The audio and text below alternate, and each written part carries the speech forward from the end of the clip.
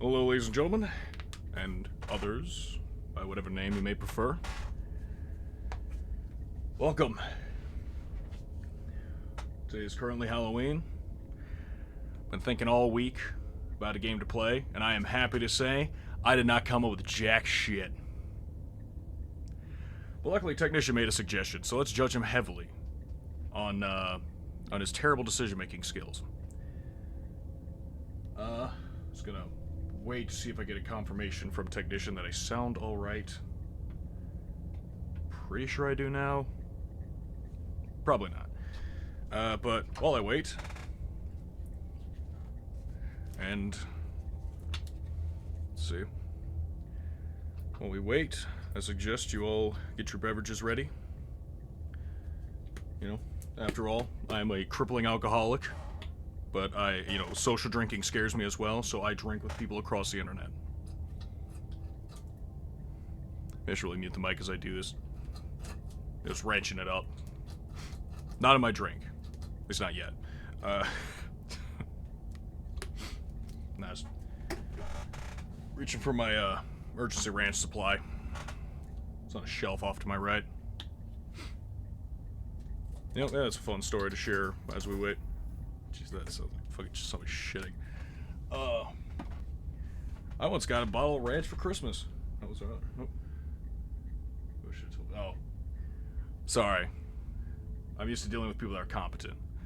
Sorry, I'm arguing with Technician across this, because it's a one-sided street. Because he can only use words. I use my voice. So, therefore, he can't hurt me. He does know where I live, which is unfortunate. But I also know where he lives. So it's a mutual fear. Well, maybe not even fear. Actually, now I think about that, I better actually start making my fucking drink. Let's see. Okay, Technician, your choice. Do I go with the black rum, Ron Diaz, or Red Stag? But as I wait for that as well. Not timing this very well. But I want to share a story between me and Technician. Red Stag it is. Yep, got a full bottle on the shelf. Yes, I have a liquor shelf. Sort of. It's a Coca-Cola shelf that I took from a grocery store. Well, not... I took from a grocery store. Definitely didn't steal it. And by saying that, it makes it sound like I did steal it. There we go. 2 shots. Now, I got a display Coca-Cola shelf from a grocery store. So, it's awesome. Hell yeah, Red Stag mentioned in stream. Everybody drink to that. I don't even have anything to mix this Red Stag with. I just got ice and Rag Stag, but fuck it, I'll take a drink anyway.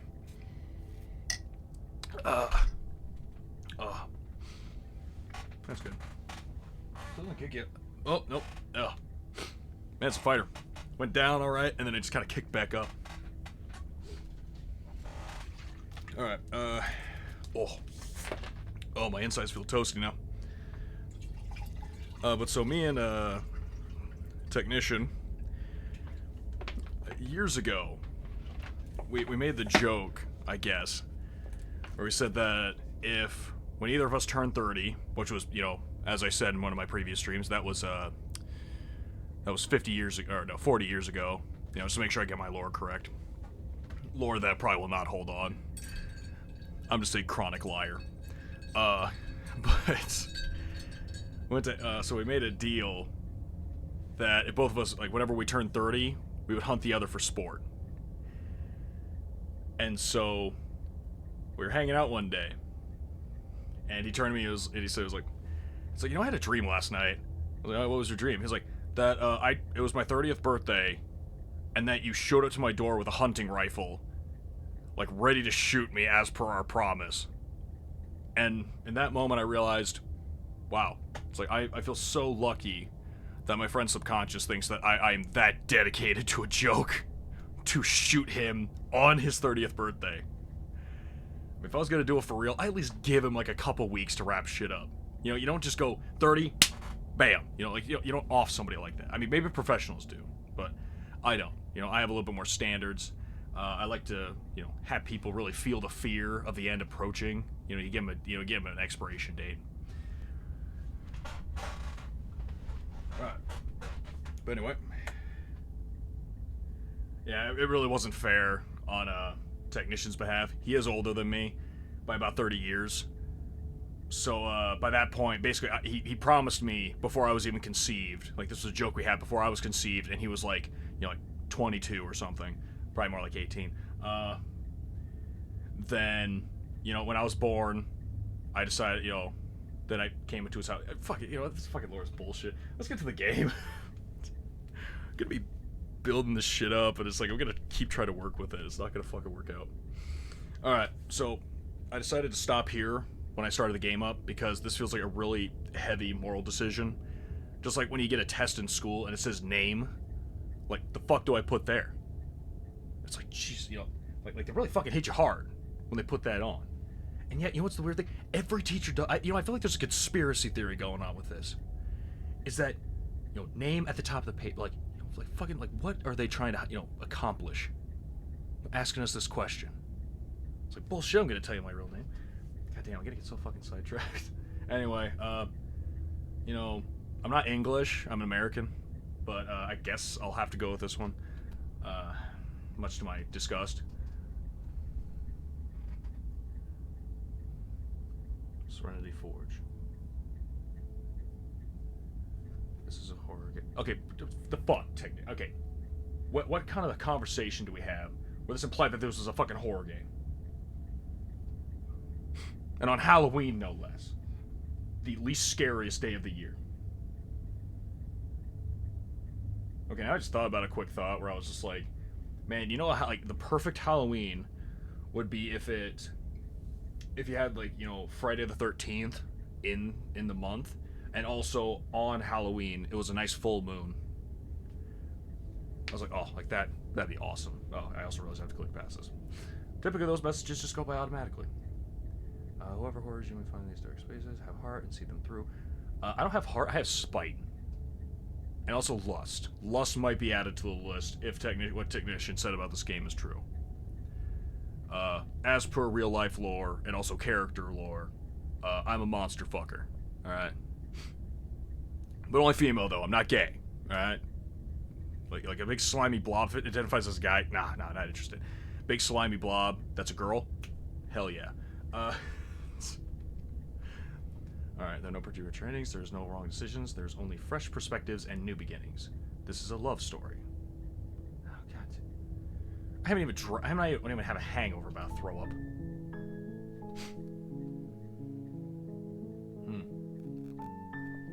Dinky.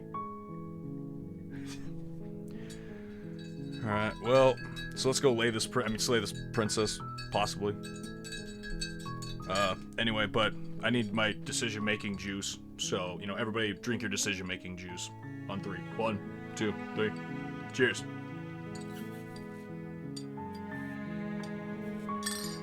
Oh, I can feel the decision-making flowing through me. Both is good. Alright. But yeah, so, the reason I'm late is because, quick explanation, hopefully. I don't know what I'm gonna be like 10 seconds from now. But at work, normally we have a team of guys to do stuff. You would do the thing that I'm hired to do. Very specific, I'll get. But, oh god! Well. Alright, left or right? You know, I don't know, that crack seems pretty hot. Like, just the center, you know, screw the girls. Like, the glass shattering effect, I think I'd date that. I think I'd smash that. So, anyway, Jesus. So, but at work, we normally have a team of guys. We were down just to 2, me and the other guy. That is his legal government name, in case you're wondering. I don't mean to dox him, I'm just telling the story as it is. But we had to work our fucking ass off today. So I was tired, I got back home, my parents are also gone, so I had to take care of our dog. I was taking a resting shower to try to, oh god, it just keeps getting worse, doesn't it?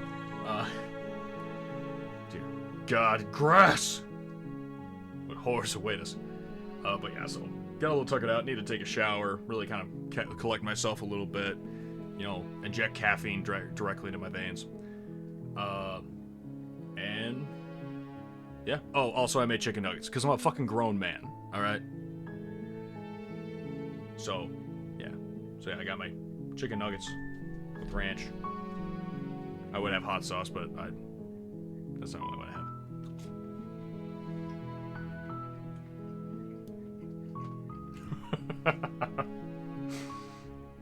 Technician posted, and you should never start a story with a group of guys who do, sorry. You should never start a story with a group of guys who do stuff.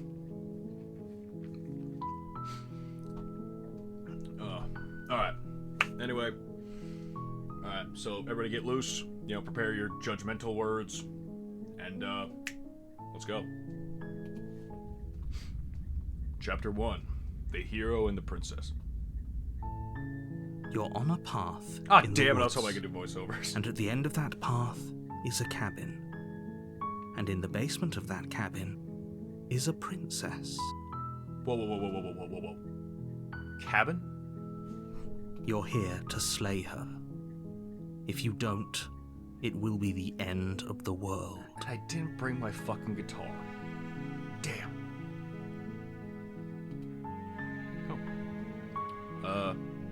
Explore the end of the world? What are you talking about? Have you considered that maybe the only reason she's doing this is because she's locked up? Killing a princess seems kind of bad, though, doesn't it? Oh, damn, there are so many fucking decisions. Sweet, always wanted to off a monarch. I mean, true. But, I feel like right now I'd probably ask, like, why are we doing this? Let's see.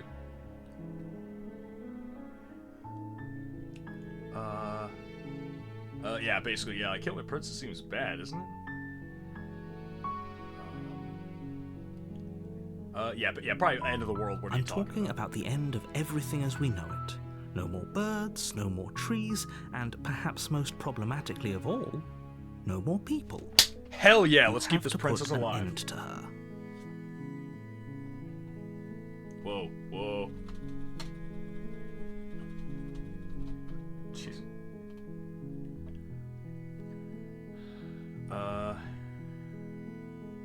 Yeah, honestly, you know, I'd probably say this. I was like, okay, look, if you don't tell me why she's fucking dangerous, I'm not gonna kill her. Do you have any evidence to back this up? Have you? Maybe the only reason is because she's. Okay, yeah. If you don't tell me why she's dangerous, I'm not gonna kill her. She's not dangerous. She's just a princess. The danger comes if she gets out, which she will unless you do something about it. So how the fuck you know this shit, narrator? I'm gonna find that option. Let's see, evidence. Can't someone else do it? Get this, have you considered that maybe I'm okay with the world ending? They get some sort of reward for doing it? No, I'm not. Talk to her if she's bad as you say then. No, okay, I need more questions. So, first of all, yeah, do you have any You're evidence? already on the path that leads to the cabin. Why would you be here if it weren't to complete a very important Because you're a task? fucking wizard and you Made brought it me this here. far, you might as well reach the end of your journey.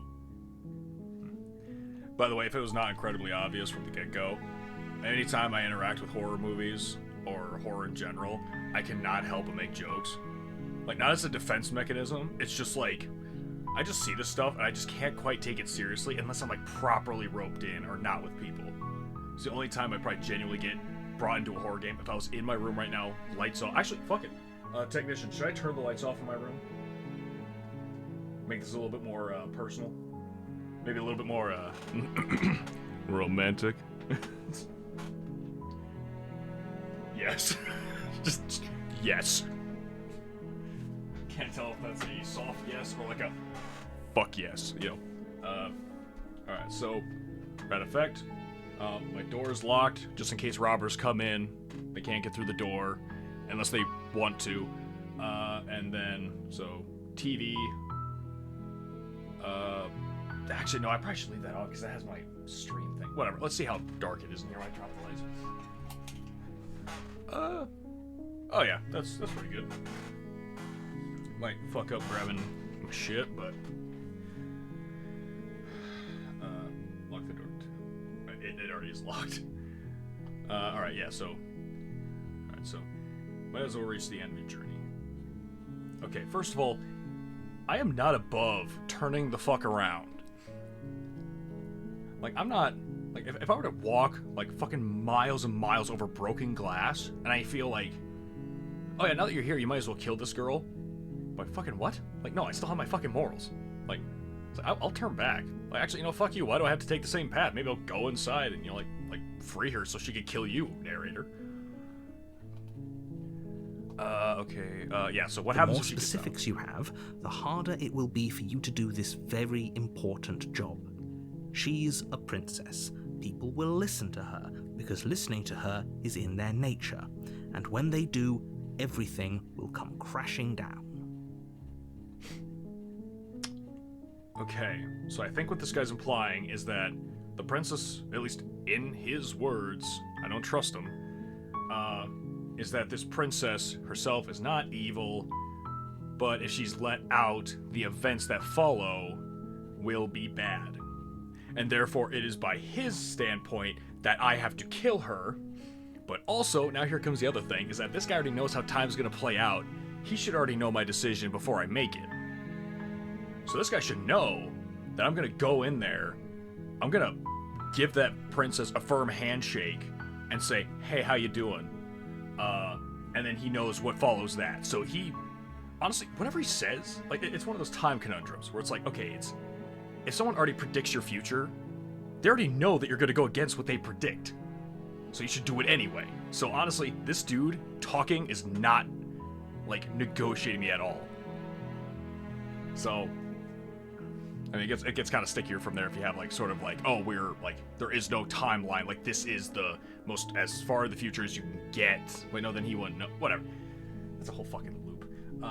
Anyway, so, listen to her because, I mean, honestly, they could listen to me. If I seduce the princess.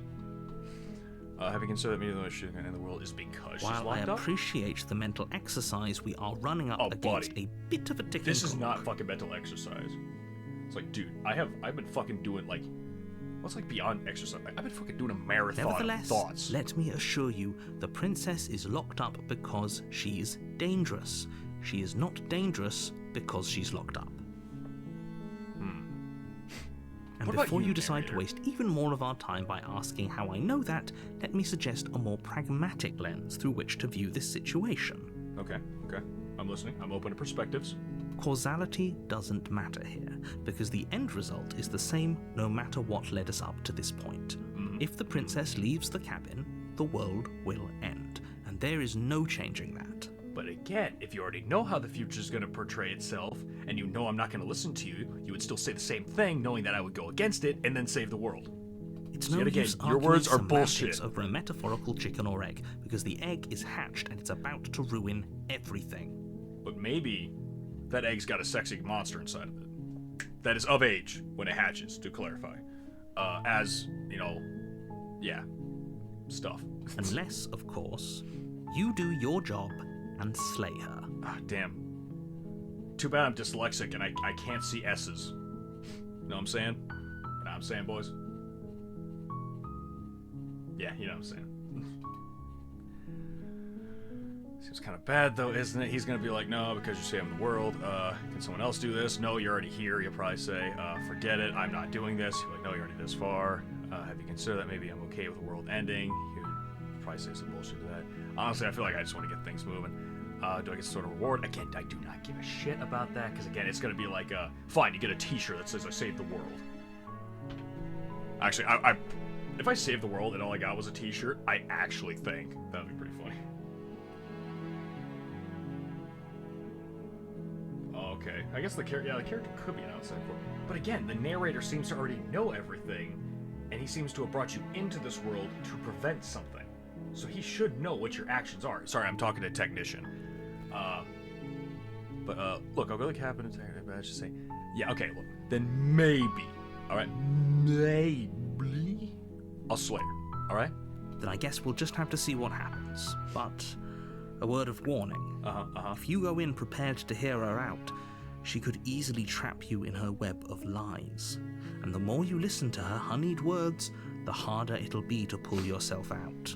See, again, I appeared here, you're telling me to do a thing, and I don't even know who you are. Here, okay, look. Here, narrator, okay, I got a drink in my hands. Narrator, if you got a drink in your hands, just fucking get wasted. We'll talk it out. Like, I mean, if you drink fast enough, we could knock this out in like 15 minutes. Maybe. I don't know. I mean, okay, technician, yeah, he hasn't said anything about my future, but he has said that that the princess will get out and do bad things. Which also, if he can't predict the future, then his moral or his driving point is null and void. If he can't actually know what the future can hold. So, I mean, unless you want to do some sort of weird bullshit argument where he knows what time, like how the timeline would go, but then he introduced you as a changing force. Then there might be steps for negotiation there. You know, like I guess it's sort of like a time loop, but maybe this is the first loop, so maybe whatever. I just don't trust the guy. So that's my thing. I don't trust people too easily. So yeah. Then the harder it will be to pull yourself out. Then each and every one of us is doomed. You know, I don't know you too much. You know, I probably won't cry at your funeral. So sure, go talk to her. See how that turns out for all of us. You make your way up the short path to the cabin. You'll find the princess within. I don't know. We're not going to go through with this, right? She's a princess. We're supposed to save my voice princesses, is not much slay more them. Charismatic than that. All right. So I'll read it. Okay. Like push aside this asshole. We're not gonna go through with this, right? She's a princess. We're supposed to save princesses, not slay them. Ignore him. He doesn't know what he's talking about. Bullshit. Fuck you. It's my voice, asshole. Proceed into the cabin. Oh shit. The interior of the cabin is almost entirely bare. The air is stale and musty, and the floor and walls are painted in a fine layer of dust. The only furniture of note is a plain wooden table. Perched on that table is a pristine blade. Whoa. Alright, I roll perception to see if I can check the expiration date on the air. To see when it exactly went stale, because I feel like this is very important to the story. But honestly, again, me The being blade me... is your implement. You'll need it if you want to do this right. See, I don't care what the reason is, like that you're supposed to, it's like, oh, pick up the blade, kill the girl. No, honestly, for me in real life, if I walked into a mysterious place, I would have two reasons to pick up a knife. One is that, like, I don't know what's down there, so I want to defend myself, so I take the knife. Second, it's a knife. Like, it looks like a cool knife. I would like to collect that. I might not use it, but I'd like to, you know, maybe put it on my shelf. I collect a lot of weird knickknacks. So, alright. So if you want to do this right, again, I'll take the blade because that's what I would do. You take the blade from the table. It'd be rather difficult to slay the princess and save the world without it. Alright, I play a quick game of Five-Finger Fillet on the table. Okay, that's not an option. Okay, somebody make a mod, so that way I can, you know, play Five-Finger Fillet before going for the princess.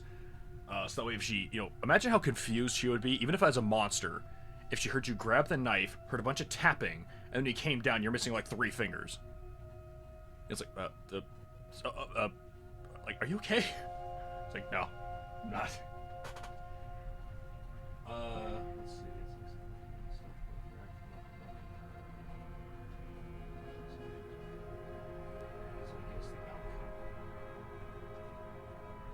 see. See, again, he refuses to admit in this instance okay.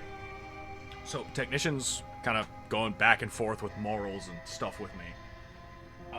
So he says, it's like saying if you don't stop a nuclear reactor from melting down, it would kill everyone in a certain radius. You might not know the specifics, but you can guess the outcome. As a bleed out time. No, for the 5-finger fillet, adds a bleed out timer. That'd be kind of cool. But again, if someone's telling you to stop a nuclear reactor, they would say, yeah, you need to go in and hit this button to save the town. And if you ask why, it's like, oh, it's a nuclear reactor. They give you a solid reason. This one is just like, oh, it's a princess, and she's gonna do something if she gets out. It's like, okay, what's that thing? It's like, I can't say, or it's like, oh, it doesn't matter. That's the part that gives me worries. That this narrator's fake. I need solid answers for my shit. Anyway. Yeah, go kill the princess. Alright, I'm gonna enter the basement. But I'm gonna do it sexy, I'm gonna throw my hair back, and maybe take the knife, and maybe shave a little bit. Revealing a staircase faintly illuminated by an unseen light in the room below. This is an oppressive place. The air feels heavy and damp, a hint of rot filtering from the ancient wood. If the princess really lives here, slaying her is probably doing her a favor. I doubt she lives here, buddy. Also, fuck you, okay? I've had people judge my, my living space. So honestly, fuck you, right? So far, this narrator just more like, I just think of him as a dick. Her voice carries up the stairs. Okay, listening. Who's there? Oh! Yeah, I'm not killing her. That's a good voice. She sounds dangerous. Hell yeah, she does. It's almost as if she's the one in charge down here. Fuck yeah, I hope so. How long has she been here? Okay. Hopefully enough to get some of that good stank going on, you know what I'm saying, technician? Some of that good stank. Alright. Don't let it fool you. It's all part of the manipulation. Oh, buddy, I'm already tuning you out. Hi! Don't be a stranger. It's been so long since I've had any visitors. Come on down. Fuck yeah! You walk down the stairs and lock eyes with the princess. There's a heavy chain around her wrist, binding her to the far wall of the basement. She's so coldly beautiful. Is she really a threat to the world? She's a threat to my, yeah. Focus on the task at hand. No thanks. And there you are. Are you here to kill me or something? Listen, baby. I just like collecting knives, alright?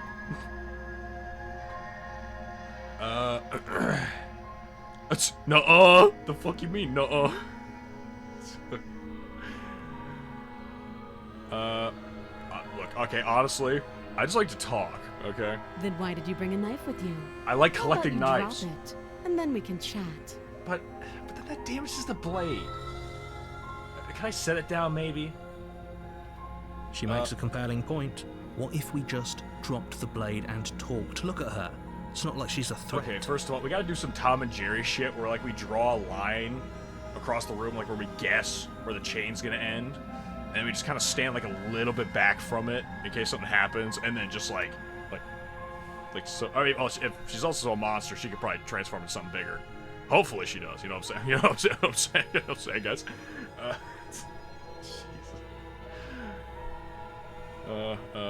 Don't you dare. It's fine. We can decide what we want to do after we talk to her. Maybe she really is a monster. But killing someone in cold blood isn't very becoming of us. Okay, first of all, Hero, I really think... Okay, now you're being stupid here. Because we have the blade. We're trying to be the peacekeepers right now and figure out what the hell's going on. She's down here, assuming we're already there to kill her. I would literally just have the knife in my hand and probably just stay 8 feet back. Enough time where even if I sprinted at her, it would still give her time to react. To show that there's this sort of like caution, but like still like I'm like, okay, I'm trying to hear you out, but also understand I'm in a mysterious circumstance. You're in a mysterious circumstance. We both have to be on guard. So mutual feelings. See now. This reminds me of the time I played Mega Man. It's like some of the chains is ripped off. Huh. Actually, you know, now that's a good question. So Technician pointed out that one of the chains is already broken. So now I think of a few options for that. One, there was someone else here and they escaped. Two, is that she was held up in a very weird fashion where one of them was chained around her leg. And before we showed up, she managed to break it, and so she is now sitting on the chain. Or three, there was nothing ever there in the first place. So, usually when you chain somebody up, you try to make it symmetrical. You know, I mean, at least in movies, you know. Anyway. Let's see, so what would I do in this instance? So, honestly, this lady does not seem alarmed that I have a knife. Which is a little concerning. You know, it's like, okay, she's kind of still seems confident, even though I have a knife. So again, dropping it seems like a dumbass move. Tightening your grip just seems like threatening, but I feel like in this instance, I kind of want answers, so I'm willing to go a little bit more of the aggressive route. You ignore the trembling in your hands and tighten your grip on the blade. So please don't just go to stabbing her. I did not make that decision. You poor thing. Your hands are shaking. Are you scared of me? Because you should be. Listen, I'm already aroused enough, lady. You don't have to keep talking. Again, the voice, the attitude, I am here for it. Like, this is not like a, like, oh, we're gonna die. It's just like more like, hey, look, it's like, look, like, if we run fast enough, maybe we can leave this narrator in the dust and we can make, you know, freaky monster babies. Okay. You step forward, your grip on the blade tightening as you steel your resolve. I don't want to do that either. Well, I mean, I probably, you know, I mean, steel, you know, I'm something's like steel, you know what I'm saying? I'm probably chained up in this basement for a reason, right? And if that knife is the only weapon you have, you'll have to get close enough to use it. Okay, look, see, again, it's like if I would handle this a totally different way, but it's not giving me the options to. So, you should just drop it. Best not to risk finding out what I can do. She's unarmed. If you hesitate now, it'll be too late. End this.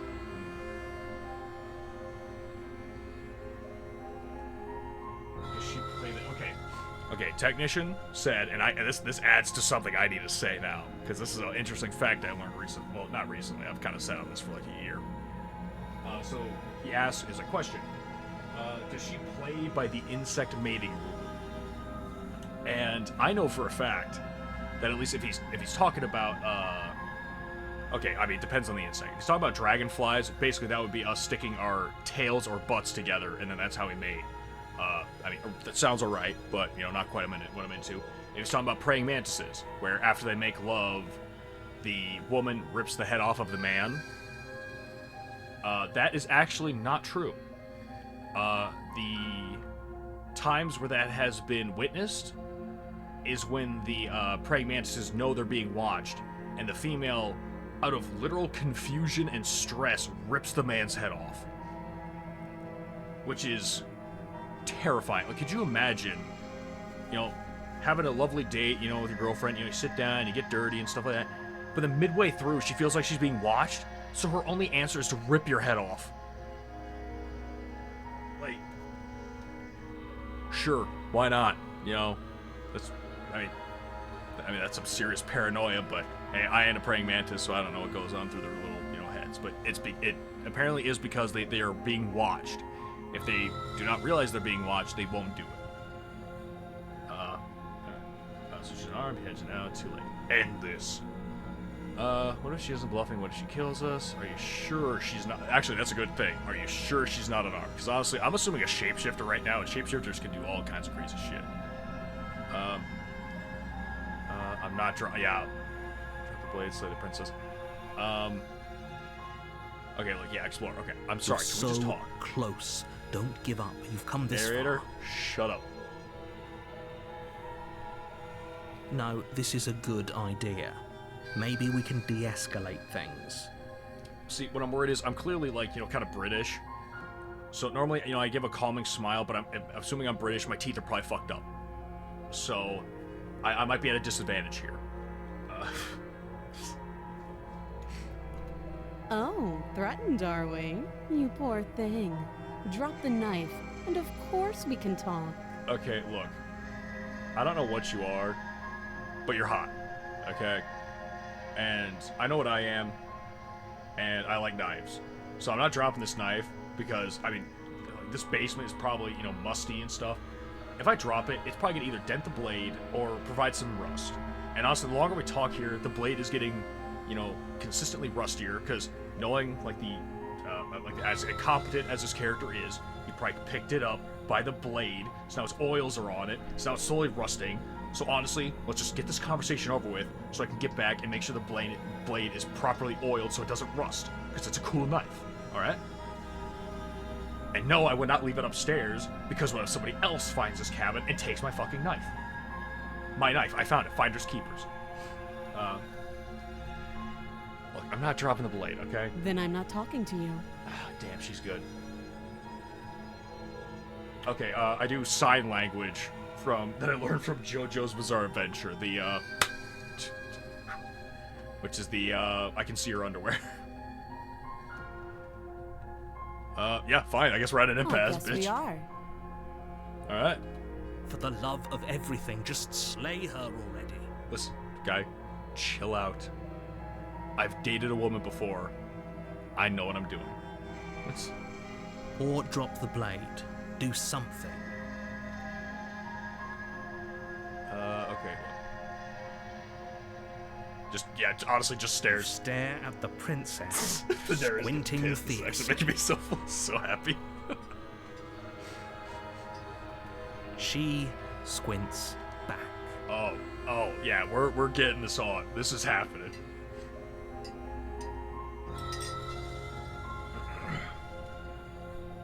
The two of you are gonna do this forever, aren't you?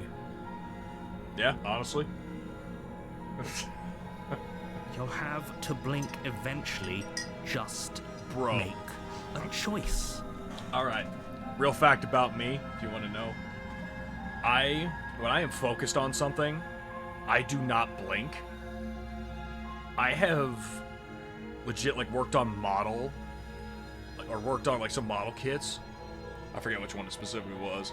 Might have been Omegamon, or might have been one of my other Kamen Rider models. That's right, I'm into that stuff.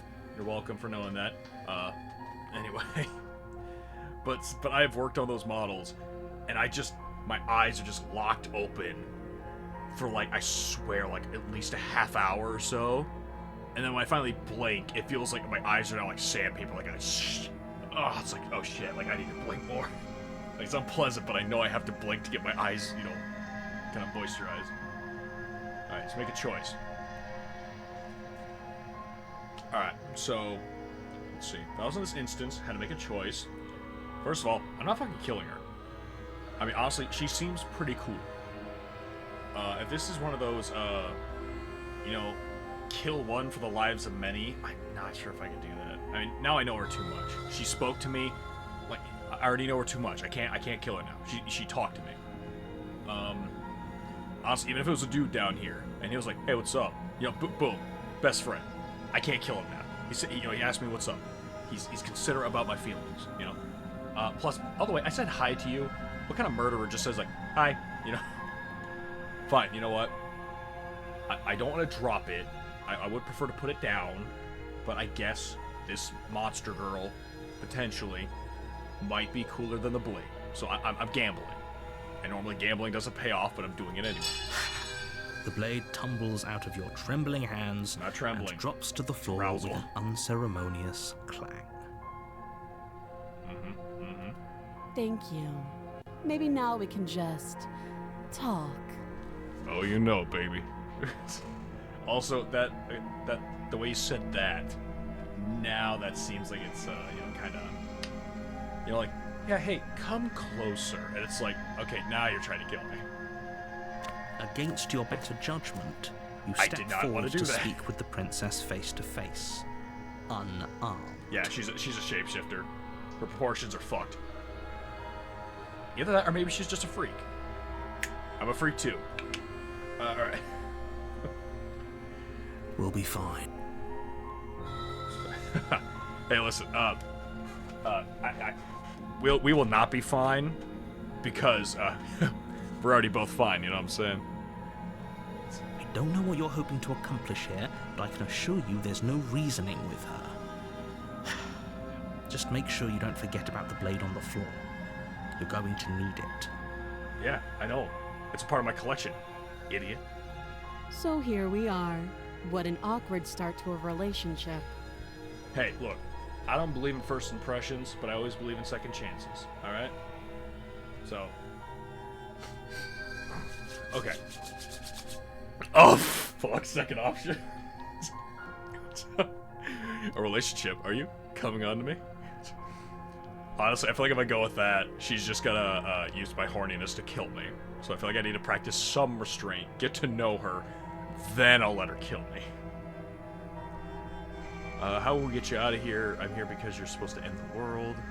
There's people out there who think you're going to end the world. What do you have to say about that? What's your... yeah, you know, fuck it. Icebreaker. What's your name? She hesitates before answering. Stone Florina. You can address me as your Royal Highness, or Her Sassy. Majesty. Any honorific should do, really. Okay. Okay. How about mommy? Sorry, mommy. Sorry, mommy. Sorry.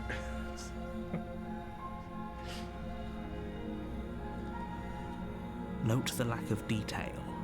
You can't trust her. Okay, narrator, back the fuck up. Alright, you're being a third wheel right now, and I don't need your bullshit. And the world... Actually, see, now, I'm worried these options are where she's gonna start getting teary-eyed or something like that. Be like, I'm not gonna do it, I swear. But honestly, she's been sassy this whole time. So I really feel like, yeah, and what of it? You know, I'm like, alright, that's fair. Honestly, now I feel like I'm doing like an anime villain thing where it's just like, see, I've been sent here to kill you. And it's like, oh, and how are you gonna do that? It's like, look, I was sent here to kill you. I'm not sure if I want to. It's like, oh, okay. Well, it's like, well, what do you want? It's like, well, I heard you're gonna take over the world and, you know, stuff like that. It's like, I am. It's like, what are you gonna do about it? I mean, honestly, you're pretty hot. I'd like to join you in destroying the world. Can we destroy the world hand in hand? And then, bam. I was about to say harem. That is the exact opposite of what that would be. Yeah, this is my harem. It just involves me and my wife. See, again, that relationship one. Don't point out it's awkward. That just makes it more awkward. I'm here because you're supposed to end the world. Don't just tell her that. Hey, fuck you, narrator. I know what I'm doing. That's cute. Do you believe that? Okay, Do you the think I'm nightmarish some eyes. sort of monster? Okay, honestly, you're applying stuff here, like, very heavily, and I'm into it. If I'm supposed to be capable of ending the world, then how did I wind up here, chained to a wall? Magic. Have they told you why I'm allegedly so dangerous? No.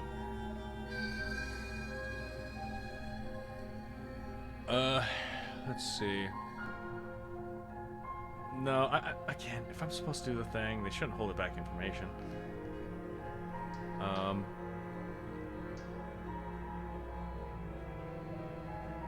Yeah, I mean, honestly, what would you do if I got you out of here? Princess hesitates before responding.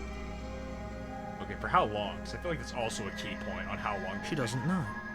She's been down here too long to have any idea of what she'd do in another life. She knows what she'd do. She's just searching for whatever answer she thinks you want to hear. Narrator, I don't trust you. I'm just going purely by the picture and the fact that she's spacing out and probably thinking. I don't think I can answer that question in a way you'd find meaningful. Alright, listen, if you're gonna go out and toss some salad, just let me know. Alright? Like, just be straight. Just be straight. At be the gay, end of the day, you know? whatever the two of us have going on down here is about trust. Yes, and I've been trying that, sort of. Whoever sent you to slay me claimed I was a threat to the world, but they didn't tell you why. Uh-huh. That doesn't sound right to me. And I don't think it sounds right to you either.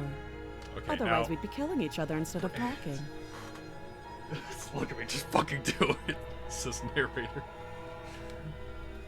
She has a point. I'll try to hurry it along. There's a now. reason I've been telling you to question the situation, and there's a reason you've listened. So, Don't I give me could tell that. you See, that I I'd lead plan a for quiet this life in the bullshit. woods, or that I'd open an orphanage, or that I'd do any other number of good Okay, listen, things I that I'm wouldn't sure care you if you think opened up you a want to hear. BSDM dungeon where you're like the sole monster freak thing in there. Like, honestly, just tell me the fucking truth. Like, honestly, if you said you destroy the world, I would still probably consider it. But you don't really know me, do you? What can my word possibly be worth in a situation like this? She's right about one thing. Her word isn't worth anything. Okay. Like I said, it's all about trust. Blind trust. See, I don't like blind trust.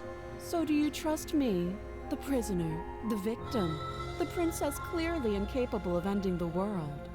Or do you trust whoever put me here?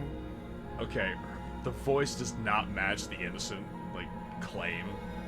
But again, I feel like it's sarcasm. She's and wrong. again, I respect This the isn't about boldness. trust. This is about risk. We stand to lose everything, all for the sake of one person, and a subjugating monarch, no less.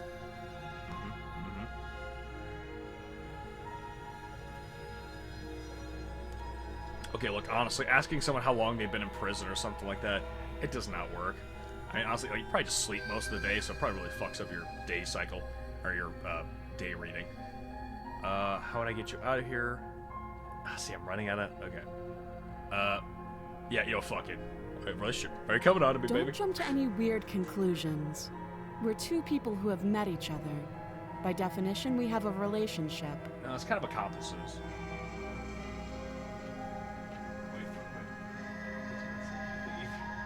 Oh, that's honestly, you know what? Technician's got a point. Is that I'm not really giving her any information. All right, so first of all, I'm a Gemini. Second of all, you know, let's see, what's next? I like building models. I'm a pervert. I like collecting knives. But I mean, honestly, that's like, yeah. Honestly, I hope that, like, I probably actually, if I wasn't in the mood, I'd probably just be like, I was like, I hope you know how much of a risk I'm taking right now. That knife back there, it's sitting in a puddle. I don't know why I dropped it in a puddle. I have no control over my body right now. I dropped it in a puddle, and that water, whatever oil might remain on that blade to keep it pristine, it's not getting washed off. The longer we talk, the more rusted the blade is getting. So I hope you realize, like, listen, all right?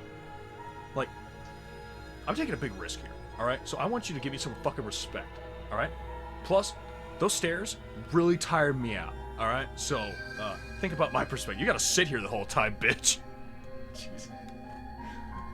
Oh, yeah, chaos incarnate. How the fuck am I gonna just fucking get through this if I keep acting like this? All right, how would I get you out of here? You can't. Don't bother. Narrator, fuck off. I need details, and you're not giving I'm me. guessing you don't have the key then. I'm sure there's a key somewhere around here, and if there isn't... well, we can always put that knife to good use. Are you implying cut off in your own? Okay, honestly, this chick's metal if she's implying that. And again, more respect. Her sharp eyes settle on the edge of the blade. That's across the room behind me. She isn't suggesting what I think she's suggesting, right? Damn. Girlfriend with a bionic arm. That'd be pretty awesome. I mean, we're also probably... I don't even know. Is this world magic? I mean, for all I know, we're in fucking cyberpunk, but we're out in the country. You know? It's like, who the fuck knows? Okay, yeah, thank you. Technician agrees with me that the narrator is throwing so much fucking shade right now. She is. I'm sure of it. Yeah. She wants to start a knife collection down here. I respect it. You know, fuck, let's just see how she answers. Too long. Yep, figured. Yeah, figured. I shouldn't even ask that. I already knew it was gonna just be like too long. Which honestly, she's a princess. If she was like as snarky as she is, it could have been like 5 fucking minutes. So anyway, okay, we talked enough. Oh, have you decided what to do with me? Oh, baby, I decided what to do with you when I first saw you. I actually heard your voice. Jeez. Maybe we should dial it. Okay, maybe we should dial it back on the perversion. I'm not normally like this. I'm just kind of. I got a little too much energy in me. You know why you're here. Yeah, through bullshit means, narrator. Okay. At least for a bit. We get to know each other better while I decide what to do. Okay. No. Saying that is creepy. It's like, oh, like, no, we could become best friends. I'll keep you chained up in this basement. You know, like that, no. At least, again, I don't know if it's going to hold me to the truth here. You know, but I'm going to at least say, like, okay, look, I'm getting you out of here. Oh, you have to be kidding me. You walk up to the chains binding the princess to the wall and give them a tug. They're large and heavy, far too solid for you to even imagine trying to break them apart. Now with that attitude, asshole.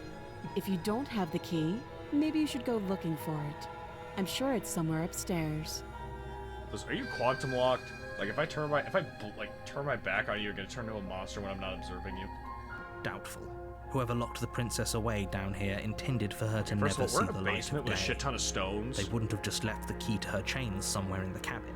Listen, people are stupid. I've worked in retail for years. People are so stupid sometimes. So honestly, if this dude just wanted to get the fuck out of here, he either kept the key on him, or he just fucking tossed it somewhere. So, if there isn't a key, do you have any ideas besides cutting you out of here? Okay, you know, be positive. There's maybe there's still a key lying there. If not, maybe I can always find something to break you free.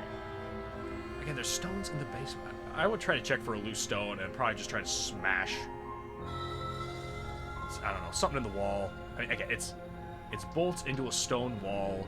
So I mean, even though there's still like a 6 foot of chain attached to her, at least she can still move around. Plus, the chains make a really fucking cool weapon, and also a really cool thing to God damn it, fucking break. Jeez. It chimed in with, yeah, if we keep the chains, it'll give you something to choke me with. You know, like wink, wink. It's like, shut the fuck up. That might be a little too horny. Let's go upstairs. Yeah, you know, let's check upstairs. I'll be here. Okay, now I kinda don't trust that one. You attempt to make your way out of the basement, but the door at the top of the stairs slams shut. You hear the I hate click it of when a that lock happens. sliding into place. Okay, first of all, wood door. I'm willing. I could probably get Someone through else here? that. Try the door first of all. We heard a click. Maybe it's You not try locked. the door, but it's locked from the outside. What a shitty design. You're here to slay the princess, and you won't leave until the task is done. Hey. Your shouts and pleas are met with silence. No. There's this annoying fucking narrator that keeps talking to my ear. I'll repeat myself once again. You're here to slay the princess, and you won't leave until the task is done. Now I got the feeling the narrator is some sort of stalker that's following me, making me do his dirty work to kill this bitch. Sorry, I shouldn't say bitch. So far, she has not proved to be, a bitch. She's so far proved to be snarky and just frustrated with her current events, which I understand.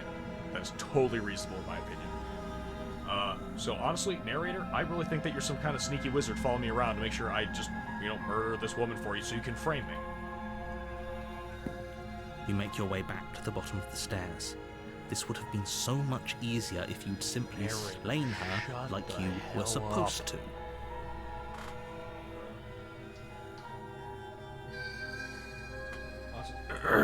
Jeez. Alright, quick pause for a second. I'm gonna mute my mic because I don't know what narrator just sent me. Or, just not narrator. It's been dealing with narrators so much I keep forgetting about technician. I'm getting equally annoyed by both of them. Alright, be right back.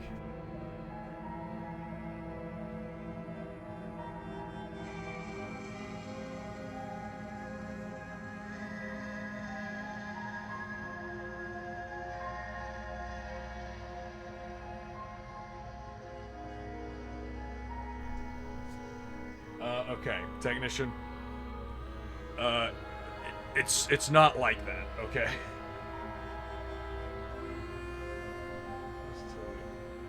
Just till he opens the knife. Oh. Gotcha. Hold up.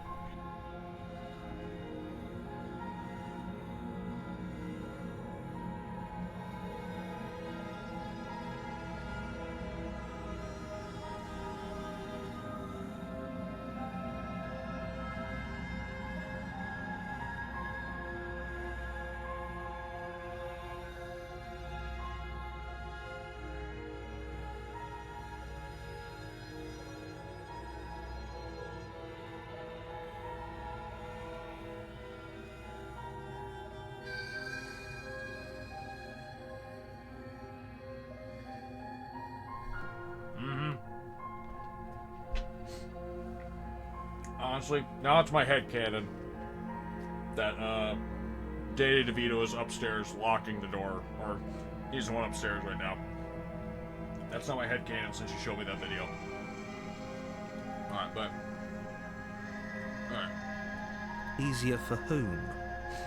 Easier for everyone. Nah. Call bullshit. I heard the door slam. They locked you down here too, didn't they? Don't worry. If we make love enough, we'll have enough babies to, you know, break the door down. The knife. Pick it up and cut me out of here. You won't like what happens if you do that. Yeah, honestly, narrator, I'm just doing this to piss you off now. Against your better judgment, you place the blade against the princess's arm, just above the massive, unyielding chain. Damn, like, she's got, like, that's like class 8 to 9 anime. I think that's a disease, isn't it? Like mercury poisoning, where, like, the eyes get inflated and then, like, there's, like, sparkles in them. So, she must have ingested some mercury.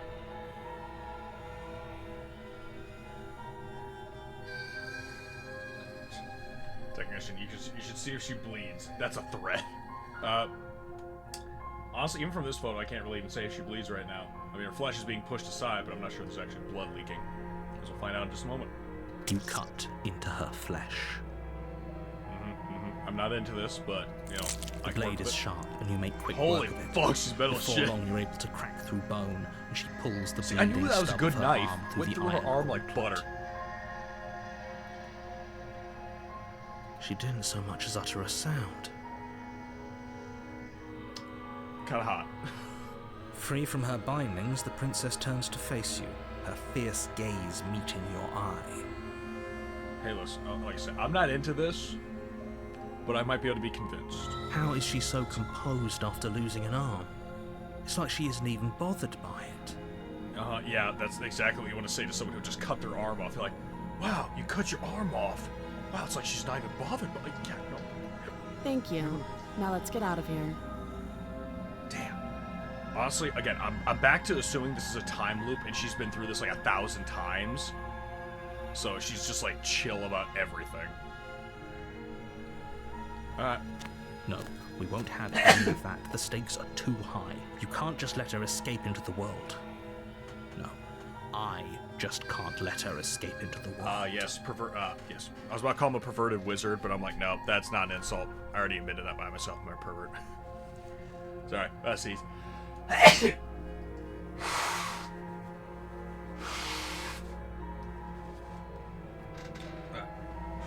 Back to it. As the princess approaches the bottom stair, your body wait. steps forward and raises the blade. Wait, was I a dragon this whole time? And I didn't know it.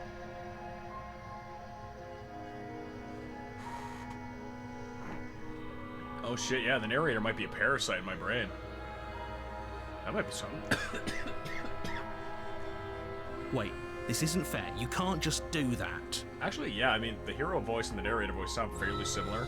It's just that the narrator seems like more cold and soft spoken. Like, it's like, yeah, you sneak up upon her and use the knife. No, I don't want to use the knife. No, you use the knife anyway. Watch me. Okay, listen, narrator. I'm gonna imagine. Okay, if you keep this up and we kill this princess, I'm going to imagine very horrible things in my head that you'll have to witness. Like, very like fur or no. Damn, anything I come up with, I feel like that's gonna offend somebody. So maybe I'll just imagine very unpleasant things, like a fat guy wiping his ass.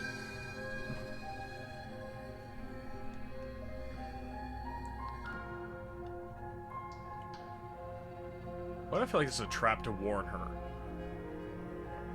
Try it anyway. Stop that. Stop it. Stop it. Stop it. I thought this was a little too easy. Your body lunges forward to sink the blade into her back, but the princess swiftly moves out of the way before you can connect. Okay. Honestly, this is just adding to her badass factor. Stop it. Stop resisting me. I am trying to get you out of here alive. But you don't explain jack shit. That's why I'm fighting you so hard, because and now you're taking control of me. So honestly, fuck you for taking over my body. My driving force is fucking spite, alright? Okay. The blade. Move the blade. No, it's still in decent condition. It could be salvaged and made better. You're doing your best to help me, aren't you? I can see the conflict in your eyes. Like just like anime person like coughing up blood, still has enough will to like look up, smile, like, you know it, baby. I'll make this quick. Oh.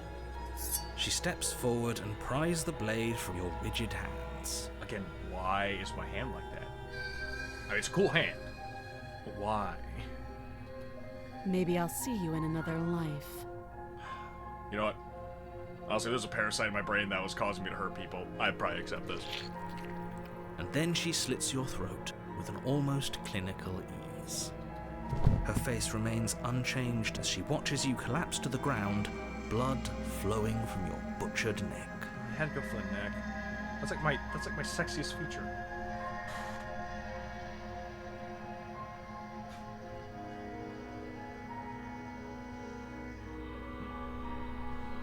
This is the end, isn't it?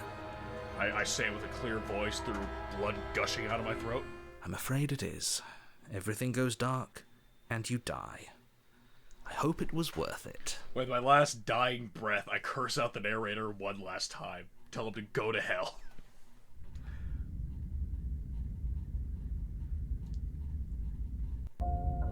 You're on a path in the woods, and at the end of that path is a cabin.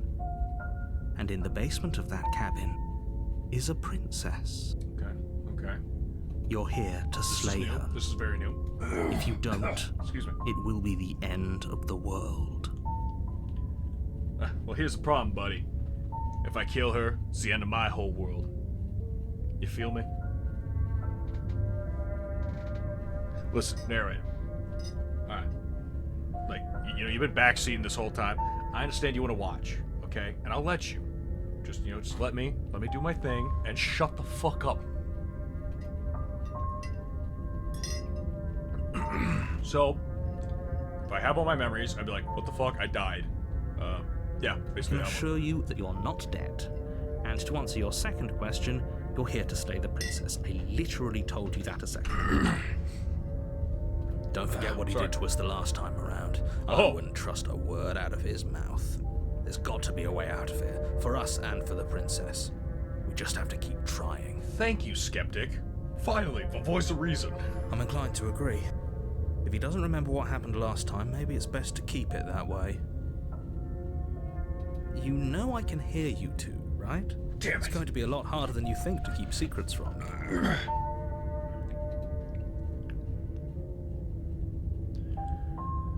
It's really already happened. Why should I listen to you? Why should I stop? Yeah, Those you are know, two fuck it. very Bicker different a little questions, bit. but fine. talks, I I'll can talk indulge back. you if that's what it takes to get you moving. Let's say for a moment that this really is the second time you've met me, or at least a version of me. You died last time, which probably only happened because you didn't listen to me. I mean, yeah, technically you're right. I didn't listen to you, so you took over my body, and the princess killed me as a result of you taking me over. The absolute irony. Thank you.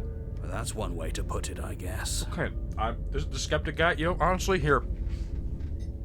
Honestly, raising a glass to the skeptic. I feel like I'm gonna get along with this guy really fucking well.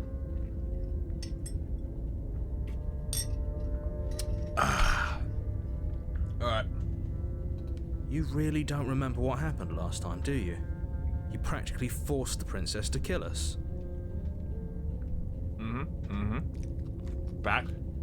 That doesn't sound like the sort of thing I'd do, which is honestly all the more reason for you to not buy into whatever self-delusions the three of you are crafting. Alright, you know what? The narrator already pointed out that we might have dealt with him or a version of him. So, me being the person I am willing to ram my head into a fucking wall as many times as it takes to knock down that wall. So I feel like I'm gonna try to do the exact same thing over and over again and hope that eventually the narrator slips up. So, that's probably what I'm gonna do unless I get an option that seems more appealing.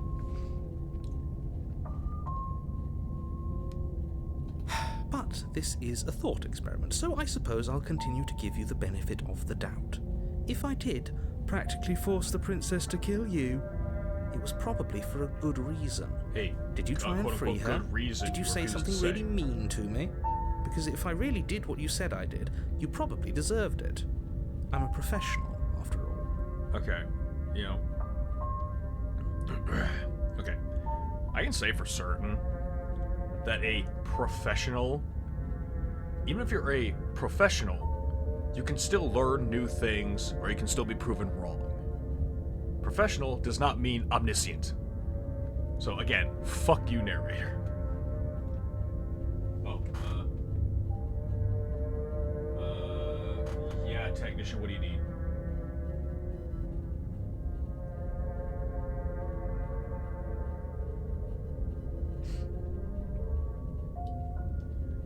Sorry, guys. Having a slight communication with a technician right now.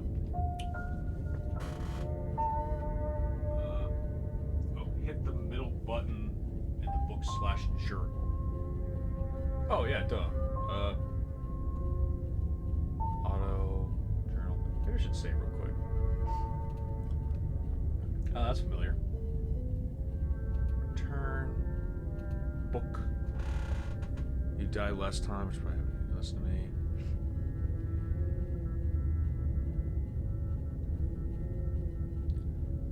You really don't remember what happened last time, do you? You were here, practically forced the princess to kill you. Let's do a little more reason behind the delusions the three of you were crafting.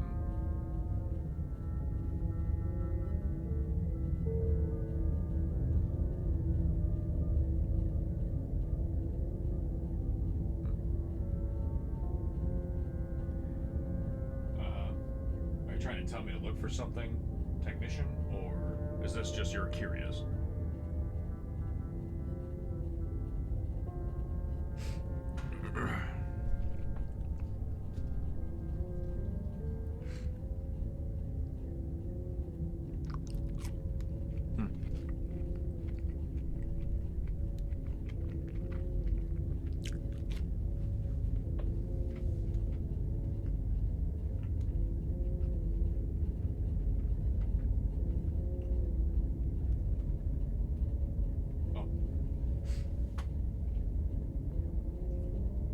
So this is just the journey of this run or of the total run.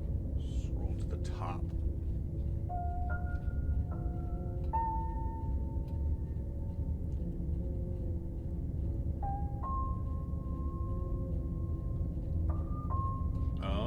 Yeah, narrator. The princess. Yeah, so I haven't ran to the princess yet this time, so this is the entire history. This isn't just, this version, it is, yeah, the entire history. Also, I want to give Skeptic, I almost want to kind of call him Skeptic Eye. Maybe I'll give him a nickname. Better one. Honestly, I might actually keep this journal idea. Actually, I'm glad you pointed that out, Technician, because I still might use this if there's like, it's like, I told you last time, you know, and just be like, oh, no, here it says, here's the part where you confess that you're a bitch. So, yeah, sorry, narrator. Anyway. Professional Sure after all. you are. Thank you, Skeptic. Thank you. Anyway, Anyway, I believe your second question was, what's the point of doing anything? Fuck off. If you're asking that, it sounds to me like you're making the rather dangerous assumption that your actions last time around didn't have any consequences. What do you mean? Of course there weren't any consequences. You forced the princess to kill us, and now everyone's right back where they started. Actually, yeah, I have no That sounds pretty consequences. You were the one consequence-free to who me. resulted in us getting killed. Yes, but in this purely hypothetical scenario, that begs the question of how you got back here. Did time simply rewind itself, or were you instead transported to a different world entirely? Honestly, I feel like the princess is not human and also seems to have a lot of experience. So honestly, I feel like they're the tie-in for this right now. So I want to talk to them about this time loop. And if I expose to them that there's a time loop and they are not surprised, then that is for certain, like, okay, they know something. Maybe I should offer my body up in exchange for information. I mean, it's a double win for me, but I mean, if I have to, you know.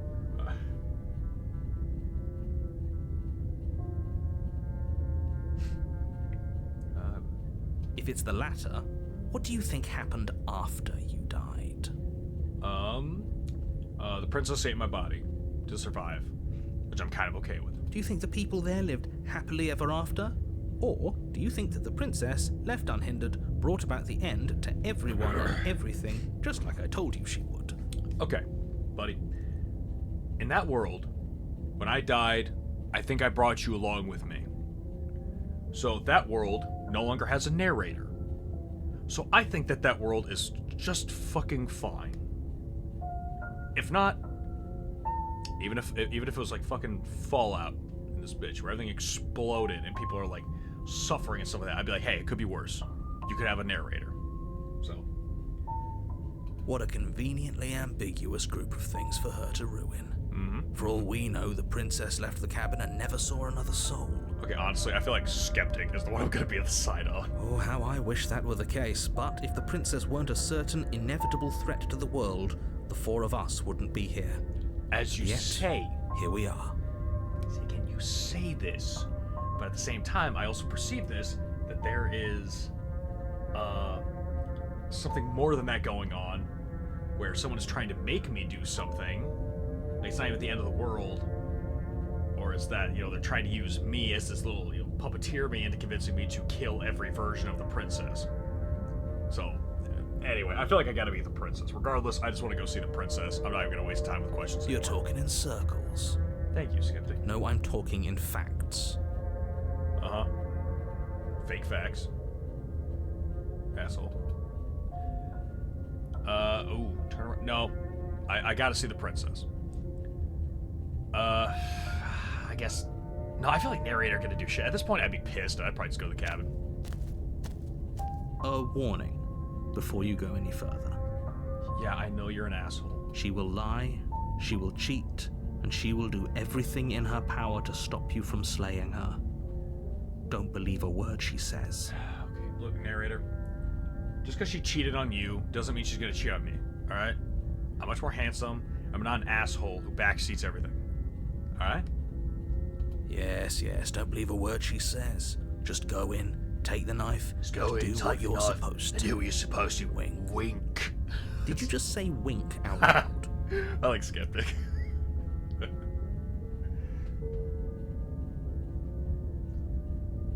see. No. This is a potentially new narrator. Also, who is the fourth? The princess. Can she even die? She cut off her wrist, and it did. At least, again, if I can go by visuals of this game, it did not appear that she was bleeding. So I am assuming, again, shapeshifter type situation, where she is just some sort of monstrosity that has a form, but that form does not necessarily, if that form is crushed, twisted, crippled, she'd probably still be fine. Like, she's probably, I almost imagine is like some sort of like, she could potentially be some like sort of outer rim god possessing a mortal form, and we're dealing with her, which honestly, still hot. No, I didn't. Wink. Wink. Okay. Honestly, okay, another drink for Skeptic. Fucking champ. Fucking legend. God damn it! Fuck! How the fuck do you bastards do that? To clarify, I'm talking to everyone watching this video right now. No. God damn, like fucking...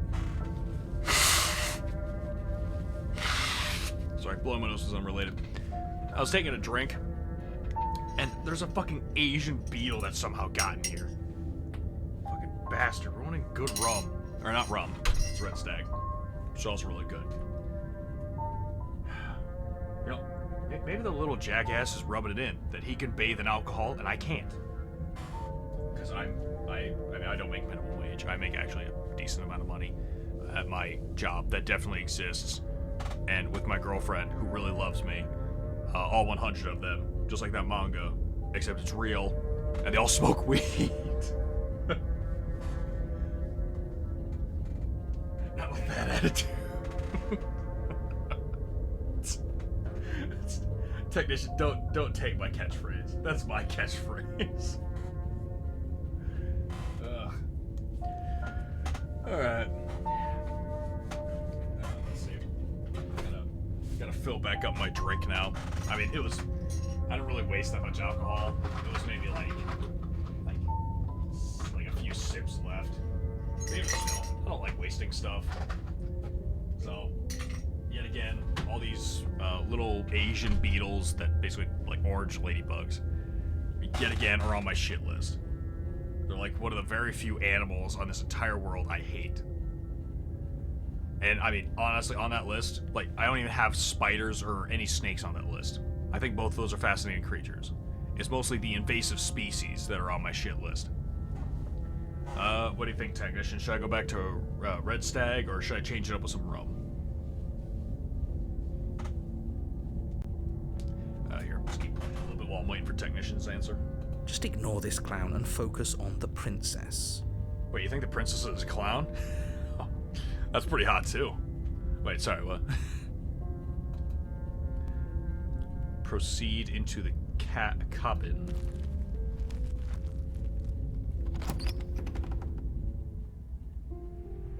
The interior of the cabin is less a cozy woodland retreat and more like a dungeon. Okay. A few pathetic wisps of starlight attempt to illuminate the cold, uninviting stone walls, and thick, wrought iron bars barricade the windows, reminding anyone who enters that this is a prison. Like an icon in like one of the corners of the screen, like one of those Discord notifications or Discord characters, where it's like when the narrator talks, it's like a sock puppet just like opening and closing its mouth. Because honestly, like, I'm just, anytime he opens his mouth, I'm just like, okay, look, buddy, like, I feel like you're more here for just, like, some sort of, like, setup for comedic effect. You yourself are not funny. You yourself are not stopping me. And, honestly, you're more annoying than anything. It's like a triple reject Elmo. Like, you know, like, just, he tried 3 times, they rejected him harder every single time, and then eventually it was just like, okay, yeah, no, it's like, just... It's like, you're not even good enough to be thrown in the trash and become Oscar. Like, you're gonna be just fucking...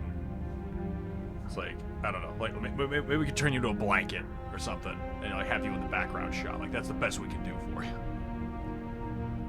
Anyway, but, yeah, honestly, I'm very surprised by the details I noticed. I mean, first of all, these were wood. There's a window over here. Like, actual, more like glass window. There's a window over here. This door was just pure wood. I think it was pretty square.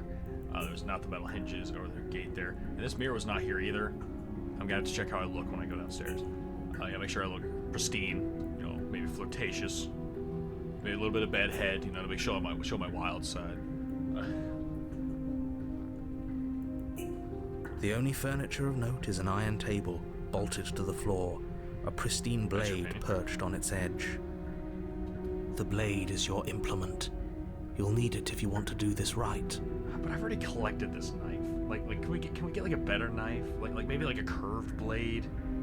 Maybe a one-sided one. Like maybe like, I mean, like the guard there is a little too decorative for my opinion. I mean, like say that bottom part right there, like this part right here that points down to where you grab it on the handle right here, like that jab the shit out of your wrist. That is not an effective knife. You know, like, you might just want like a slight up curve. Plus, I mean, that spiral, I mean, if that's too deep of a spiral, it might hurt your hand. If it's just there for like a light decoration, it might fit all right. But also, I got big hands, so this knife might not be as good as, you know, they hope. I don't know. Maybe I'm just being picky and a little bit of a jackass. Oh shit, that's right.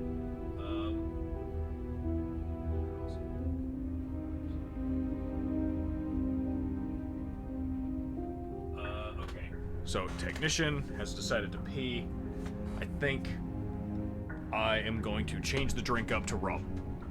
So let's you know, again, if you're drinking, go ahead and it depends how you're sitting, you know. Maybe your drink's still full, maybe it's at half. I don't know. I'm pretty heavy when it comes to drinks myself. I got through that first drink. I don't feel anything. So I will now have a second drink. You know, much to my dismay. You know, I am very upset that I have to have yet again more alcohol and therefore indulge in my bootlegger's past. Or my bootlegger ancestry. Let's see, is this a good ratio? I ran out of Coca-Cola. I mean, I ran out of a bottle of Coca-Cola. So let's just test this ratio. No. Oh, nope. Had a kickback. Anyway, back to the game. Do this right. Again, I would probably take the blade so at least it's in my hands, where I feel like it is decent. Oh no, shit. What would have happened then? Oh no, that's right. Then I couldn't have freed the princess. And I also said I was going to try the exact same thing and try it again. Yeah, fuck you. You didn't say anything about the mirror. Definitely did not. Does a mirror not count as furniture of note to you? Because it should. Especially when it's got my reflection in it. Am I right, lads? Am I right?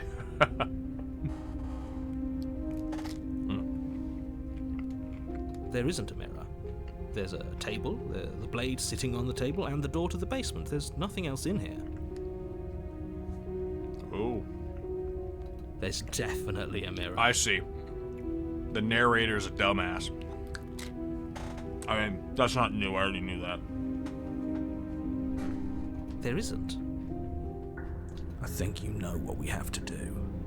Absolutely. You know, honestly, I know it's a actually, yeah. You know, it's a voice in my head, so I'm gonna high five my head to high five the skeptic. You know, it's like a nice, kind of sound. Yeah, a nice high five.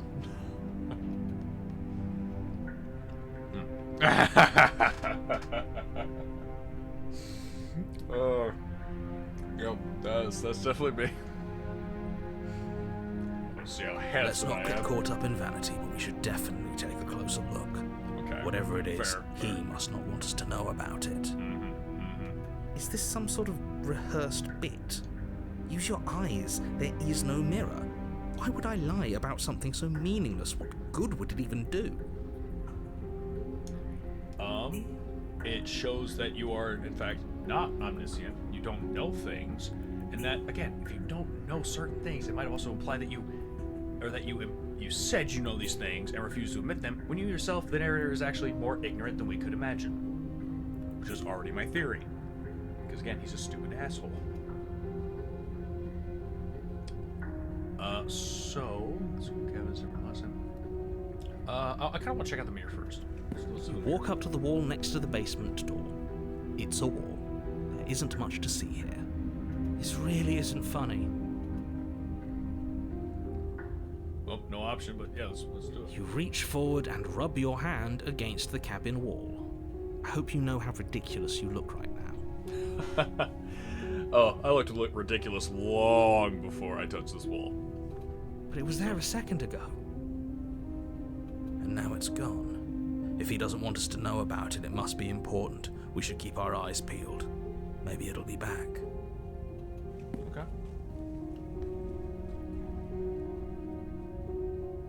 Very different. Yes, but why? Did he change it? Or did it change all on its own? Maybe it's a different cabin entirely. Now isn't that a novel thought? Maybe you haven't actually been here before. I hope this means you'll finally drop your ridiculous past life nonsense. You haven't died, and you certainly haven't been killed by the princess. Or maybe you, the narrator, finally fucked up, didn't erase our memory from this time loop of hoping to kill the princess, and you're also in control of just about everything in here besides the mirror, because that's the way someone's trying to help us, and you're only choosing to show certain details, which honestly I would also expect. Because like one moment he could show us that it looks like a cabin, but then remove the illusion and make it look like, you know, it's a dungeon or something else. Maybe we're just a prisoner sitting in the corner and just hallucinating this stuff after drinking our piss for too long. You know, who the fuck knows? Honestly, at this point, I'm just assuming anything. You know, it's like, yeah, there's a purple dragon outside, you know, doing cool skateboarding tricks. It's like, oh shit, that's awesome. You know, it's like, hey, I'm gonna get the princess so we can watch that purple dragon skateboard outside. So focus up. Don't get distracted by minor details. We're not in a mine, we're in a dungeon. Idiot. Yet again, I will take the blade, because I You like take the collecting blade those. from the table. It will be difficult to slay the princess and save the world without a weapon. I think that's Good a simple idea. line. Much better to be armed than to go in with blind hope alone. Thank you, Skeptic. But also, you forgot to add that it's a cool knife, and I would like to add it to our collection. And I will now enter the basement. The door to the basement creaks open, revealing an old stone staircase. That fire A looks few really... sputtering torches attempt to wanna vaguely pet the illuminate your fire. path, an dancing opposite across pet the fire. glimmering patches of slimy very moss pettable. on the stone steps. If the princess lives here, slaying her would probably be doing her a favor. Ah, similar line. Her voice, harsh but controlled, carries up the stairs. Is that a visitor I hear? Please, come downstairs. It's been a while since I've had company. Honestly, even if I turn around this corner, and it was like she was half spider or something like that, I'd still be like, that's hot. Like that, like again. Anytime she talks, whoever the voice actor is for this princess, amazing. Like very seductive. I like it. Does she remember us? You walk down the stairs and lock dang. eyes with the princess. She looks up at you, the heavy collar around her neck clanking loudly as she moves. The chains binding both her wrists to the far wall, joining the metallic chorus as she adjusts her hands in her lap. So much for cutting her out of here. Do you hear yourself right now? Cutting her out of here never should have been on the table.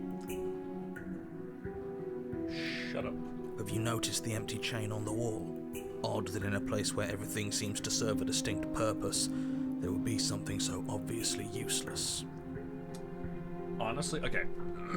Also going off of what like Technician kind of pointed out last time, and what I assumed was that she was already successfully broke the one chain. Hey, welcome back, Technician. A little bit slow on reading the messages. So basically, room is a dungeon. We checked the mirror. It vanished when we checked it. I applauded the skeptic again, took the knife to add to my collection. We went down the basement, and now the skeptic is also agreeing with what you said last time, which is like, hey, why are one of these chains out of order?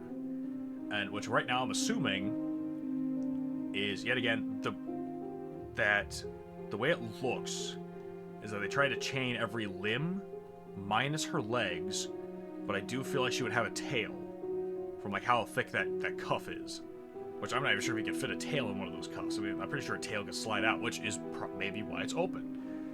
Or maybe she doesn't have a tail, but either way, I think too much, so let's get into it. That was there last time too, wasn't it? Yes, it was. It was. It was.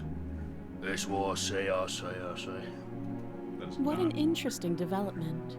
Why don't you have a seat? The two of us should chat before you bury that thing in my heart. What, my good looks? Or... Oh, the knife. Sorry, I forgot about the knife. I'm not sure I need to do much of anything. See how locked up she is? I'm just going to leave here. No, I'm not. Yeah, sit with her. You step towards the princess, but she stops you before you get too close, holding up one shackled hand. Okay. There's fine. I'd prefer we keep some distance until we've sorted this out. Okay, this is pretty much what I wanted to do last time. That's reasonable. We do have a weapon. Might as well put her at ease. Thank you. This is exactly what I wanted to happen last time. Like, exactly. No. Sit where I was told to sit. You do as she asks and sit on the floor, still a good distance away from her. Thank you. Now, what are your intentions for me? Marriage. Oh, wait, you mean right now?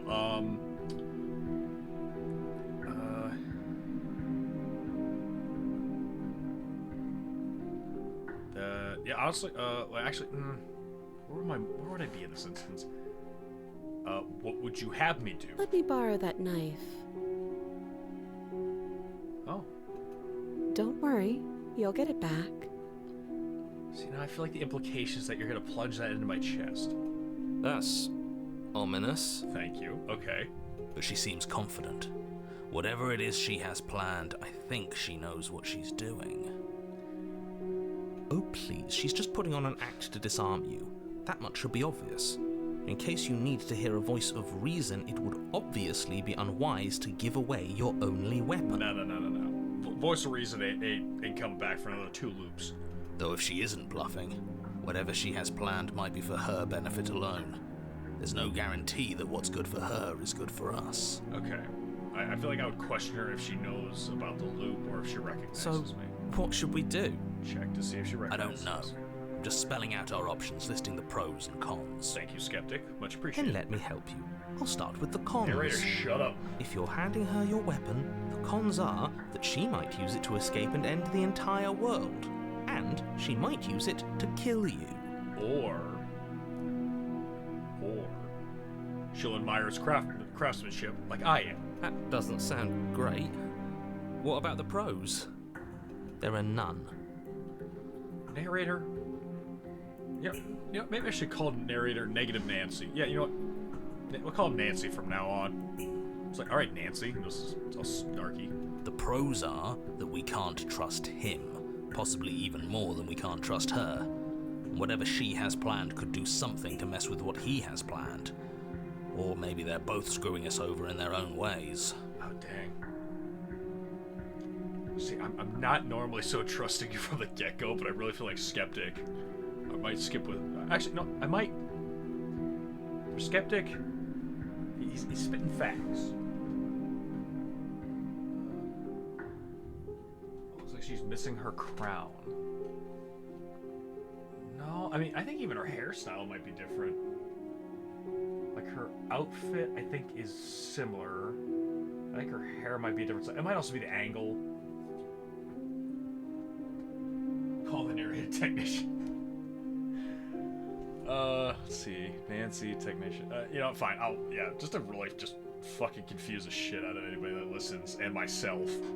Just narrator is now technician, and technician is still technician. So. Alright. Oh, are we acknowledging that? I thought we weren't going to give away the game. But yeah, I remember. Oh, she does remember. I guess what you said back in the woods really was true. As much as I would like to remain in denial, it's no use. This has complicated things. Okay, so the narrator does not know everything. So therefore, he does not know how this is going to play It's out. complicated things. How exactly? Thank you, Skeptic. Ideally, this was supposed to be one and done. You go to the cabin, you heroically slay the princess, and in the process you save the entire world from being damned to oblivion. The situation right now, where you're getting a second shot at things, is a contingency. A contingency for what? For you failing, obviously. And you being here means that things are going to be a lot harder than they were. I really shouldn't say anything else, I'm just going to make it worse. Just good luck. Now hold on, if you knew this could happen, why didn't you believe us back in the woods? Why lay out all those hypotheticals? We didn't have to talk in circles. I needed you to believe this was your first time here, even if that wasn't the truth. I hoped if I pushed back hard enough I could cram this seeping mess back into the bottle. And maybe I wanted to be the first version of me that you met. I didn't want to be confronted by the alternative. That's pathetic. I never said I wasn't. Damn, it really is the technician. I get it. It would be pretty upsetting, wouldn't it? To know that you might not be the first version of yourself. At least we can remember what happened before. Second, we should okay, count if I was a ourselves second lucky for version that. of me, I could totally take prime version of me in a fight. I would kick my ass, you know what I'm saying?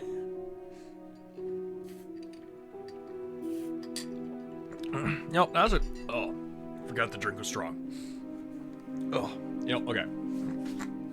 Kind of real question time.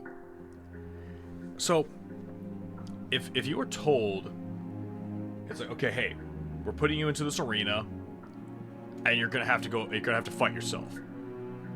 You know, so it's you from a slightly different timeline. You know, it's like, okay, so this morning when you thought, hey, should I have Hot Pockets or cereal? And you said, I'll have Hot Pockets. This is a version of you that had that cereal, and you're gonna fight to the death. It's like, so get out there. It's like, wait, like was he like mind controlled or something? It's like, no, like we want to make sure that this fight was as pure as possible, so he's not mind controlled. He's told the same information you are. And it's like, okay, you walk out, facing yourself. Like, what would you do? For me, I would legit probably try to have a conversation with myself. Try to understand. I mean, if I'm being honest, if I was told that I had to fight myself to the death, I would want to talk to myself. We give each other some words of wisdom that somehow one or the other doesn't know, but just kind of pat each other on the back, have respect for each other, and then just respectfully start the fight. That's probably how I think it would go down. On the right day, there would be no dirty fighting, there would be no survival, because my own mentality is that if I could fight someone to the death, like fucking go to Valhalla when I die type thing, I'd probably do it. I probably would. Depends on the day. Right now, I'm at the young age of, 72. Maybe when I'm like another decade or so. So, anyway, back to Girl in Chains Simulator. Let's see. Yeah, first person. Exactly, he gets it. You're lucky, so don't waste that luck by messing it up again. All right? Maybe this guy's got a point. Just kidding, go fuck yourself. Moving on. Why is it important for us to be ignorant? How is it ever helpful to be in the dark? Okay, yeah, that's true. But also, to make sure things go, smoothly. The more I say, the more your mind will swim into dangerous waters. Okay. Even saying that is too much. Wait, okay, first of all, if it's too much, why did you say it? And second of all, again, it goes back to my first theory. The narrator should know what's supposed to happen. So, why the hell fight me on it anyway? So, I feel like no matter what I do, like, pretty much any choice I make is the choice that I would have already made anyway. So, that's why it's so vague. So, anyway, I'm gonna keep saving the princess. That's what I'm gonna do. Your success hinges on you having imperfect information. Mm-hmm. For the sake of the entire world, you need to accept that. I won't. Huh. Just give it a rest. This isn't helping. All these voices. Yeah, I've already set my decision. Focus. This is a serious situation. You shouldn't be daydreaming. Sorry. It's my bad. But, on the bright side, all my dreaming is about you, baby. I'm not sure if I'm playing that off very well.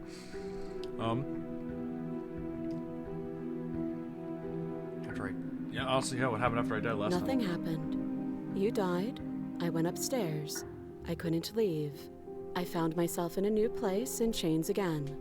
More of them. Okay. And now you're back. Mm-hmm. Is that really all she knows? I feel like it kind of is. I don't know why. I just feel like it is. Oh, didn't mean to do that. save screen jump scare. It's not like we have much of a clue about how things work. And she's probably even more in the dark than we are. You're looking at me like I might be hiding something. I'm not. Good enough for me. I guess it's possible she really doesn't know anything. Maybe both of us are stuck in this loop without any idea why or how. And I will ram my face into that wall as many times as it fucking takes to break it down. So...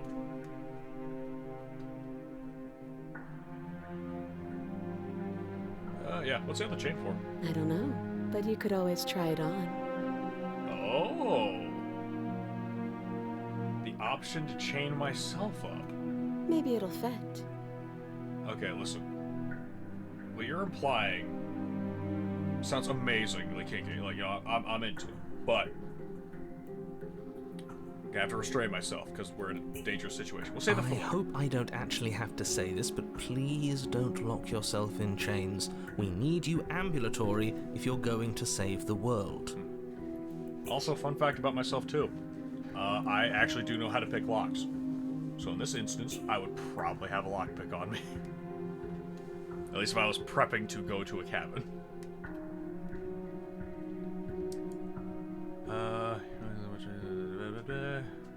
Not giving you a weapon in case you forgot you killed me with it.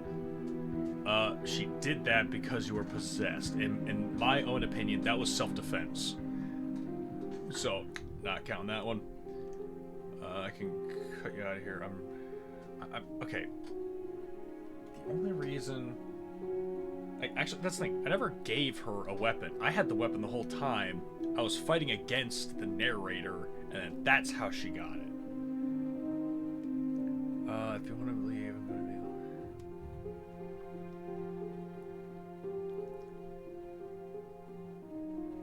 be... Not gonna leave her. No, not slaying the princess either. Inspector I Shackle. wouldn't do that if I were you. And why is that? Do I even need to explain myself? It's a shackle, and it's one without a key. Do you want to be stuck here like she is? And what? Is it going to lock the second we put our wrist into it? I don't know. Maybe it will. He doesn't want us to look at it. That's all the reason we need to investigate. That's fair. But what if he's telling the truth? Okay, listen, hero. This narrator is a piece of shit. So, yeah. He isn't. He isn't. I am.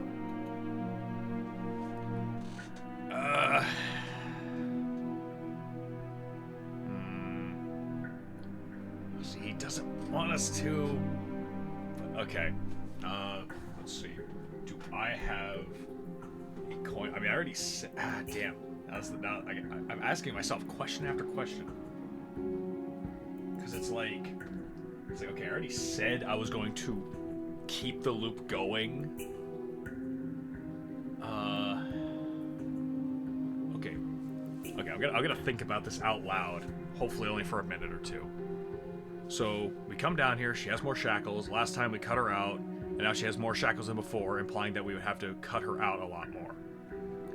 So I think what it's trying to do is eliminate the option of us, freeing her so easily.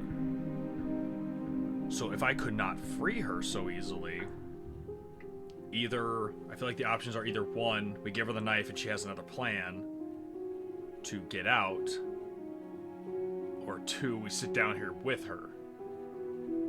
I feel like those are probably my two options right now. But again, the guy doesn't want us to look at the shackles. I already pushed the option. Yeah, I mean, honestly, he didn't want us to. And I kind of want to go against the narrator, which I feel like is also driving me into a trap at some point. But at least right now, I'm going to expect the shackle. Against your better judgment, you approach the chain dangling from the far wall. The princess watches you with faux disinterest as you inspect it, though she can't fully hide her curiosity. I don't want to say what I'm supposed to say next.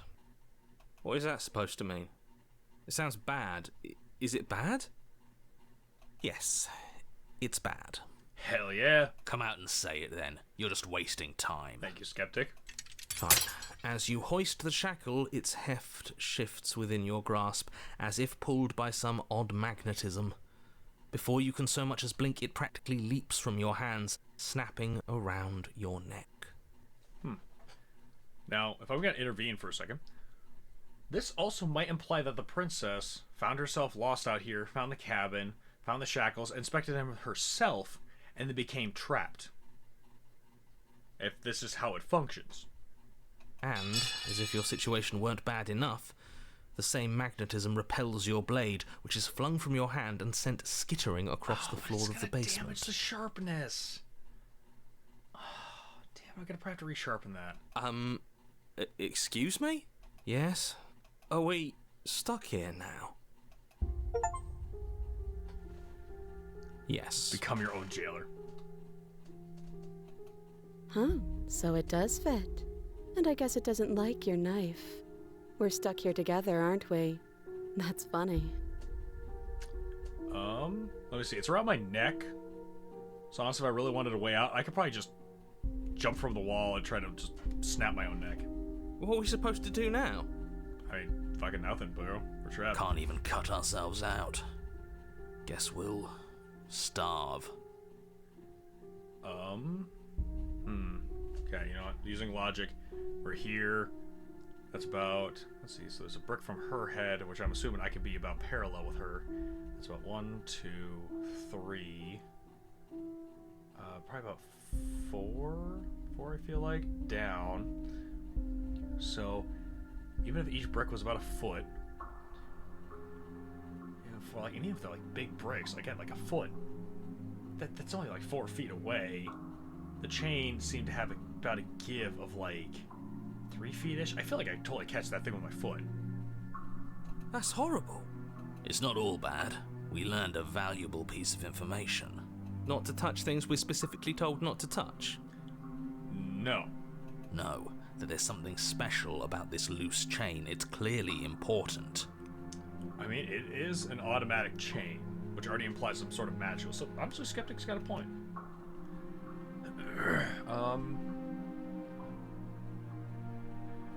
Honestly, yeah, it has, yeah. No. Okay. Alright, blood, yeah, no. I already know the answer for that one. Like, what should we do? It's like, there's nothing we can do.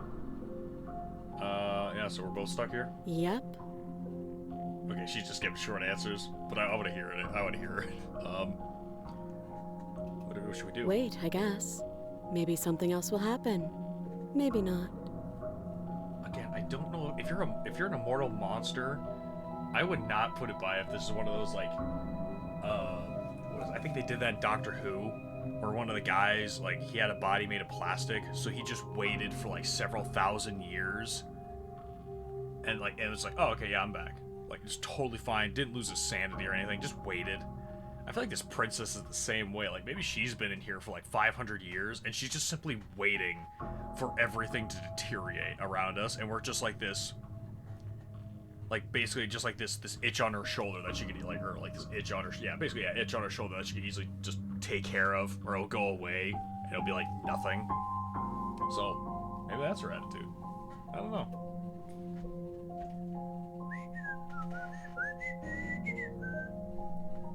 Hey, princess, you ever heard of shanties? Got a great shanty for you, alright? This one, like, I could literally sing this one for, like, days on it. Actually, maybe, I'd probably try a variety of stuff, and if I did assume she was a monster, I would probably try to piss her off just so she would break out herself. You know, like, Bruce Banner, Incredible Hulk style. Anyway, not one for small talk, are you? Nope. That's rude. Alright, well, your mouth works just fine. Not for talking, though. So you want to make out? You and the princess wait in silence, though neither of you knows what you're waiting for. But you're waiting for something. You're waiting for anything. See, at this point, I would probably just grab the chain from the wall. If I could. Maybe it's magically enchanted so I can't grab the chain and tug on it. But I would try to just keep constantly pull against the wall with all my might. This is so boring. Oh, buddy. You poor ignorant bastard. I have been in more boring situations than this. At least in this place, I would admire like the craftsmanship of the stones, the fact that I'm in a dungeon for the first time. I'd probably try to stare at the knife and try to figure out, like what, time period it's from. So like I got like anything in here would keep me probably entertained for like at least like 15 minutes to a half hour. So honestly, my whole day would just be spent by analyzing this room. There must be something we can do to get out of here. There must be something we're missing. But there isn't. Bullshit. Time passes. You're gonna pass, you son of a bitch. It passes and passes and passes. And the basement of the cabin remains much the same. It is cold and silent. At least the world is safe. It isn't. You're stuck. Too far away from both the princess and your blade to do much of anything. But she's not ending anything. She's just sitting there. Her very existence is a threat. It harms everything around it. Buddy, I'm sitting like 2 feet away from her, and I don't think I'm dead yet, so... How exactly does that work? It just does. Oh, thank you. Thank you, narrator. Always with the specifics, and always wrapping things up with a nice little bow. But your line of questioning is interrupted by the passage of even more time. And after that, even more time passes again. And let me guess, the cabin remains the same. If time is passing, the cabin can't be the same. Even if the differences are small, they have to exist. That's just how things work. Okay, thank you, Skeptic. As I said earlier, I bet she is just waiting for everything to deteriorate.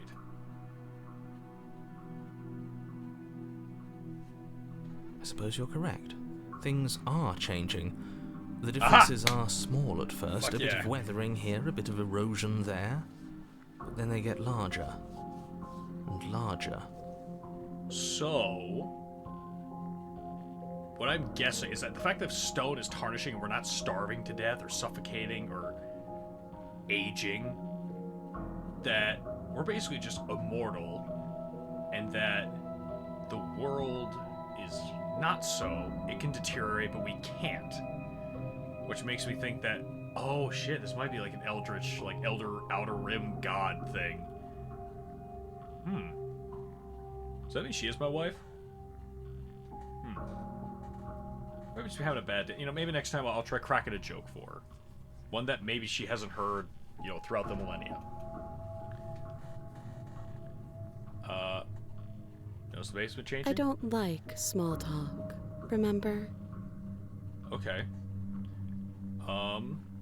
What's your thoughts on the current geopolitical climate of the United States? Still rude. Still rude. Fine. You continue to wait in silence, and the cabin continues to change. The decay comes faster now. You can see earth through holes in the stonework, can watch lichen spread along the seams of the walls. That doesn't make sense. Has our entire concept of time changed? What happened to starving? We should have died by now if the rocks around us are starting to Me and erode. Skeptic are on the same page. And I fucking love it. She hasn't starved. Yeah. I guess she hasn't. And in fact, she's looking a little fat. I don't mean that.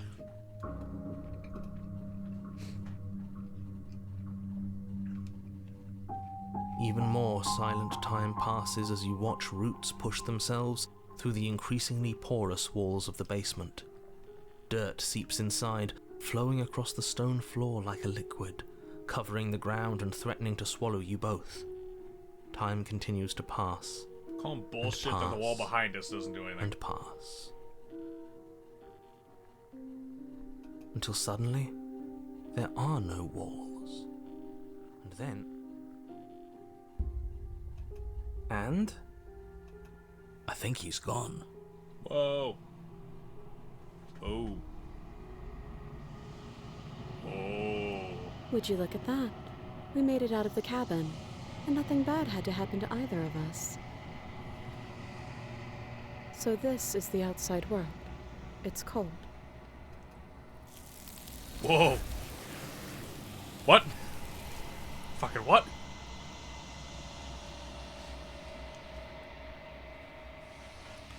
What's she fucking Guan Yin? Specifically from A Journey to the West, I think one of her form had like 1,000 hands or something. She's gone. Where did she go? Should we try and find her? Oh, the mirror. And there's that mirror again. Why is it here? Why Wait now? a minute. Is this a message to love yourself? Man, I knew it. I guessed that from the beginning. Oh, she went. I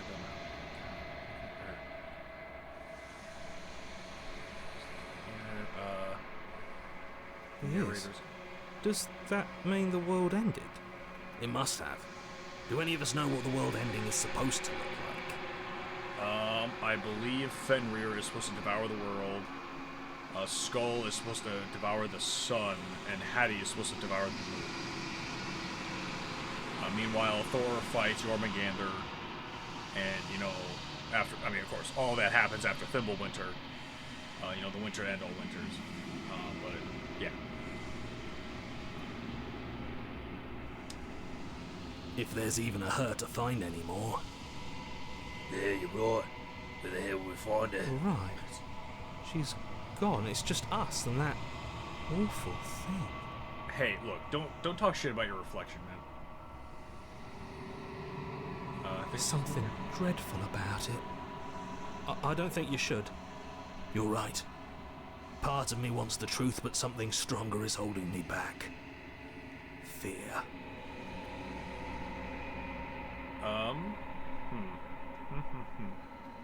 Okay, let's take, you know, take 20 minutes to really talk it through and, you know, measure our options. So we got approach the mirror.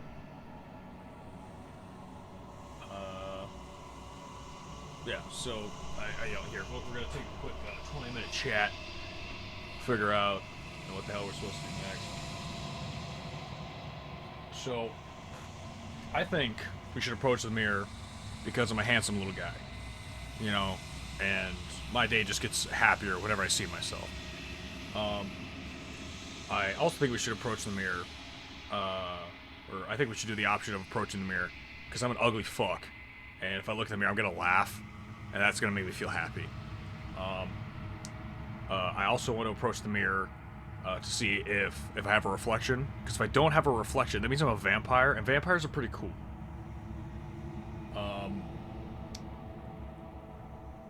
I would also like to approach the mirror to see if maybe I'm actually a goblin man, because if I'm a goblin, I'm shorter. You know, I'd be like 3 foot or something like that. Which means all women are tall, which is also pretty cool. Anyway. But right now I like to approach the mirror. Maybe because it's the only option. I don't really know. I guess we'll approach the mirror. I'm begging you, don't do this. Look, for a hero, you're kind of being a bitch right now. Mirror never scared you It's before. different now. It feels, I don't know, final. It's the final countdown.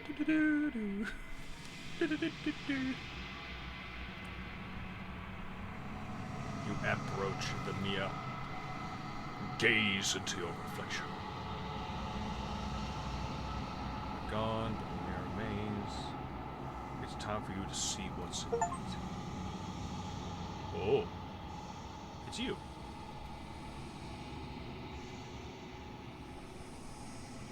Whoa. Weird perspective. Is it quiet here? Oh. Okay. Proceed to the cabin. Oh. Hey there, mama. We're at the cabin. Approach her. Something finds me in the long quiet and brings me the gift of a fragile vessel. Listen. What them hands do? Alright, so if you were to do sign language right now, like, would that just make, like, a, you know, a deaf person just, like, totally just keel over? Yeah, sorry. Could you fall on your back and just like move with all the hands and just like basically look like you're just floating on air. I mean, minus that, but like with, you know, shit ton of arms. I got so many questions right now. Of a fragile vessel. If you're talking about me, I'm not fragile. I'm sensitive, but I'm not fragile. Honestly, yeah, what are you? I am solitary lights in an empty city. What are you? I am the body of a fridge with the mind of a tadpole. I am pure of heart, but dumb of ass. I'm a person. Okay, you know what? No. She did ask me what I am. I feel like the solitary... no, I guess I didn't. Thoughts without connections. A dim and nascent network. I wish to be more. So, thoughts without connections, a dim and nascent network. Damn, okay, okay. I guess... So again, literal, metaphorical. I guess from the perspective of the game, I don't know what I am. I think that you are like me. Mm-hmm. We are oceans, reduced to shallow creeks. Okay. The gift of a fragile vessel? Yes. Nerves and fibers to feel the worlds beyond. Perspectives to make my own. So I was sort of right with the Avatar thing. Where it's basically a Eldritch God given a human form. This one is determined, but also cautious. One that would rather let the world move around her than move it herself. She will make for a patient heart. Huh. Do not mourn her. She is exactly where she needs to be. So I'm kind of confused right now, whether it is that the hands are holding her, that the hands are holding the princess, like the hands are the deity or whatever, and that the princess is held captive, or if it's that this whole thing, princess and arms, are the deity.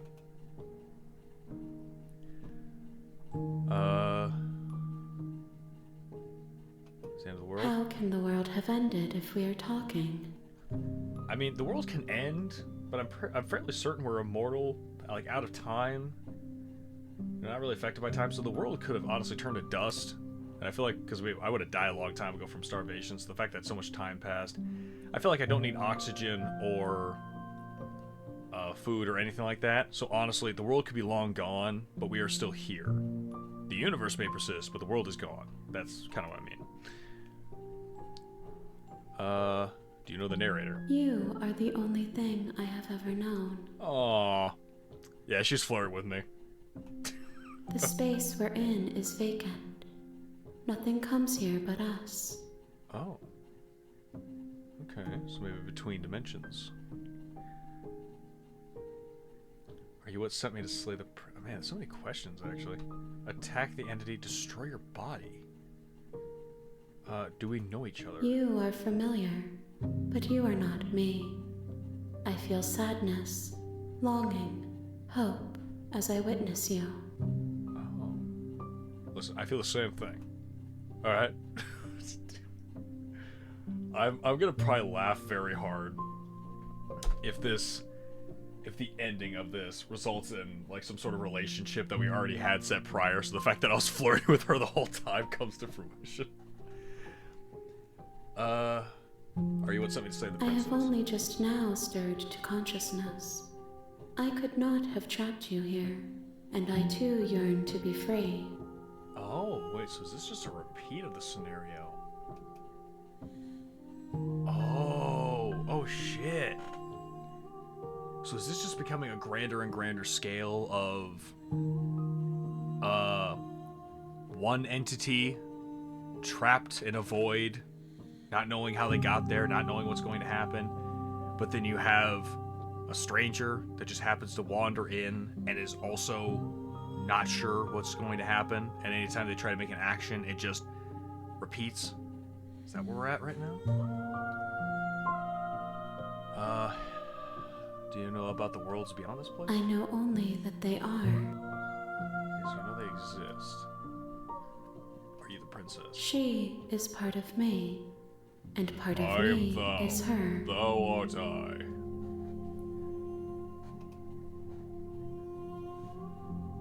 Are you just... Were you always the princess? Or... Okay, you know, honestly, I want to hit this question just to see how they answer. You speak in circles. Does it matter where one thing begins and another ends? That's deep. But kind of, yeah. I forget. There was one, like, deep question I thought of one time that was, like, something like that. Where it's like, oh, yeah, I remember. I was watching the movie, I think it was Big Hero 6. And at one point, normally I have that problem where it's like, oh, the robot died, so we made another robot. And it has its memories. Is it the same robot? It's just like... I was like, not really? Because, I mean, especially in that movie, because you have Baymax that gets thrown into the void, leaves his memory chip, and then shoots it off. But, so it's still technically the Baymax up to a certain point. But then you still have the Baymax that's like, you know, 0% battery floating in that void. So it's still technically along the same lines, but it has, you know, a few seconds of lost memory. Same thing with Nier Automata, the beginning of that game. Like, 2B just completely forgets about that epic battle and the sacrifice they made leading up to it. But they're always supposed to die and then be reborn, so it's like, okay, is it the same entity? Is it... It's like, it kind of is, but it's also just like, you know, it's not the one that suffered the death. They just wake up knowing that they did die, but they don't remember it. So it's like, you know, does the death add that much to it? But that's sort of a bigger conversation for later. So I guess, yeah, let her out there. What? I'm sorry. There are some changes that can never be undone. There are some tears that can never be unshed. This is not a place that can hold a fragment of a concept. The moment she arrived here, she was going to return to me. So it's like that one movie with Sun Wukong, where one of his hairs goes off, becomes a human, manages to get back up to heaven, free Wukong, and then the hair just returns to him. It was like, okay, like, it always was him, so he doesn't really die, and I promise that it doesn't hurt. Yeah, honestly, just what happens now? Nothing, as we are. But I know that there are worlds beyond us, and that we are meant to reach them. There is no exit, but this vessel is a creature of perception.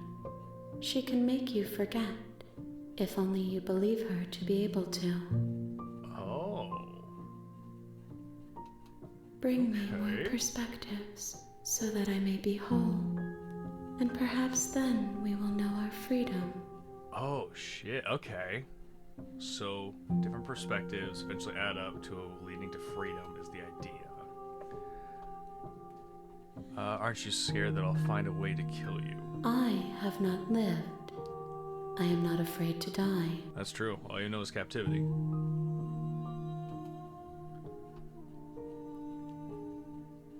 How much will I forget? Everything. Until we meet again. Oh shit, so this is just one big fucking time loop.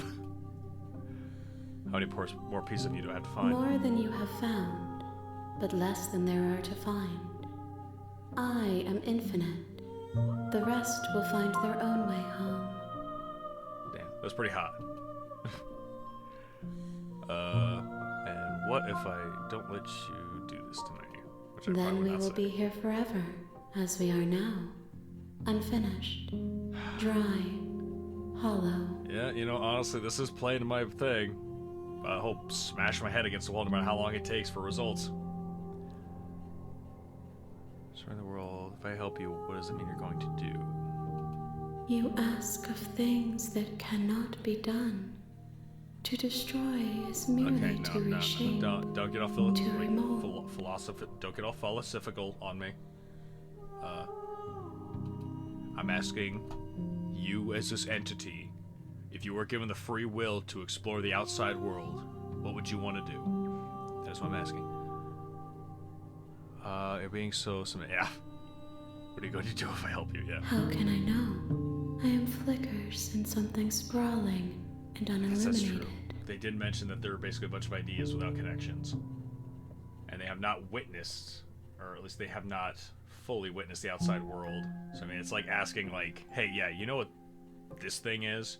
What would you do if you're in a park full of this thing? It's like, well, I barely know what that thing is, so I don't know.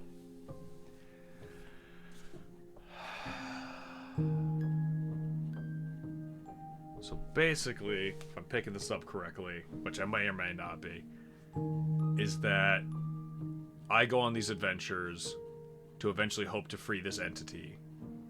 I do not know what I am, but I do not starve. I do not age. I only die, at least from the evidence I've witnessed, I've only died from when she kills me. So yeah, I feel like in some way we're intertwined. She appears to be the cosmic equivalent of almost like a bucket or something that eventually, when full, will manage to break its restraints and be free. And my job is to be this little pale boy that keeps coming in and slowly adding water until she is free. The connection is unknown. The relationship is pretty much, yeah, unknown. But, I mean, hey. She hasn't really given me a reason to hate her yet, so, but damn, see it. I mean, yeah, if I forget, have to get more experiences until eventually this thing's through, I'd probably accept to forget. She asks that I tell you to remember her. Oh. You won't.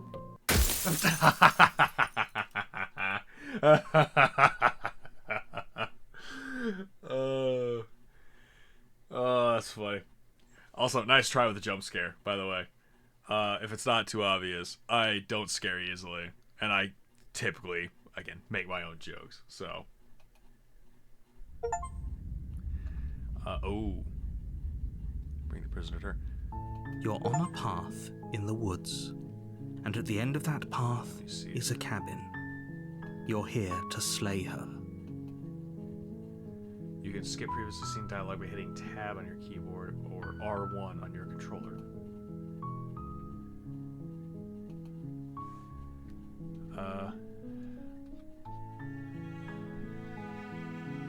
Oh yeah, turn around and leave.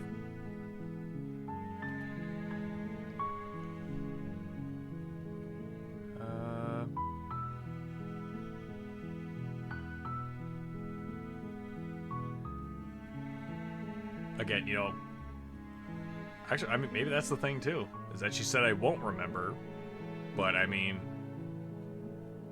again, trying to go by like some logic in this, is that she says I won't remember, but I am sitting here now having the memory of previously mating her.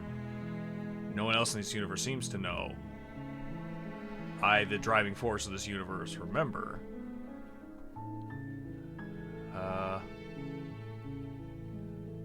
Nope. This is where I'm not going, the cabin. Again, she told me not to forget the princess, so I feel like what I need to do is... okay, yeah, I'm gonna... I guess we will. Yeah. You make your way up the short path to the... Proceed to the cabin. Yeah, let's just enter the basement.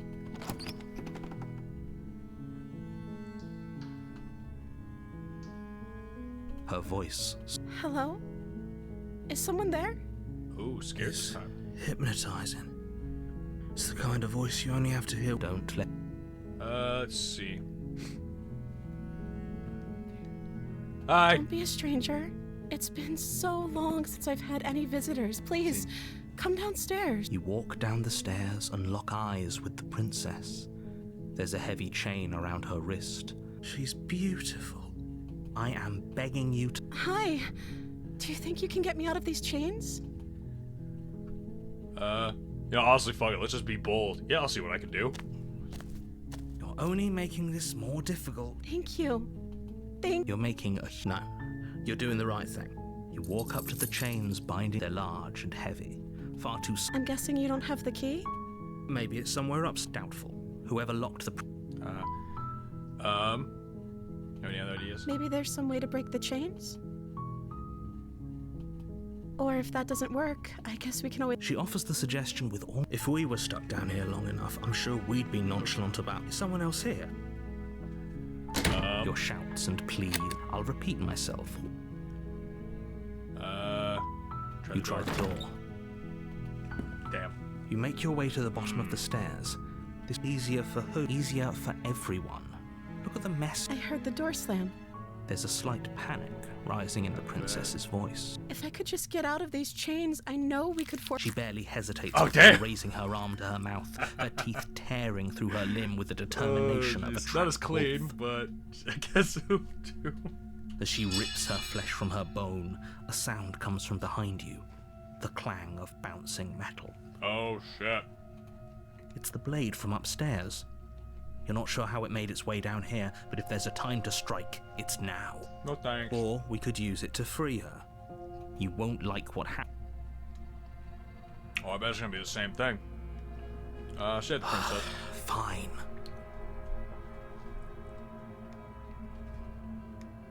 Yeah. Chicken nugget for good luck.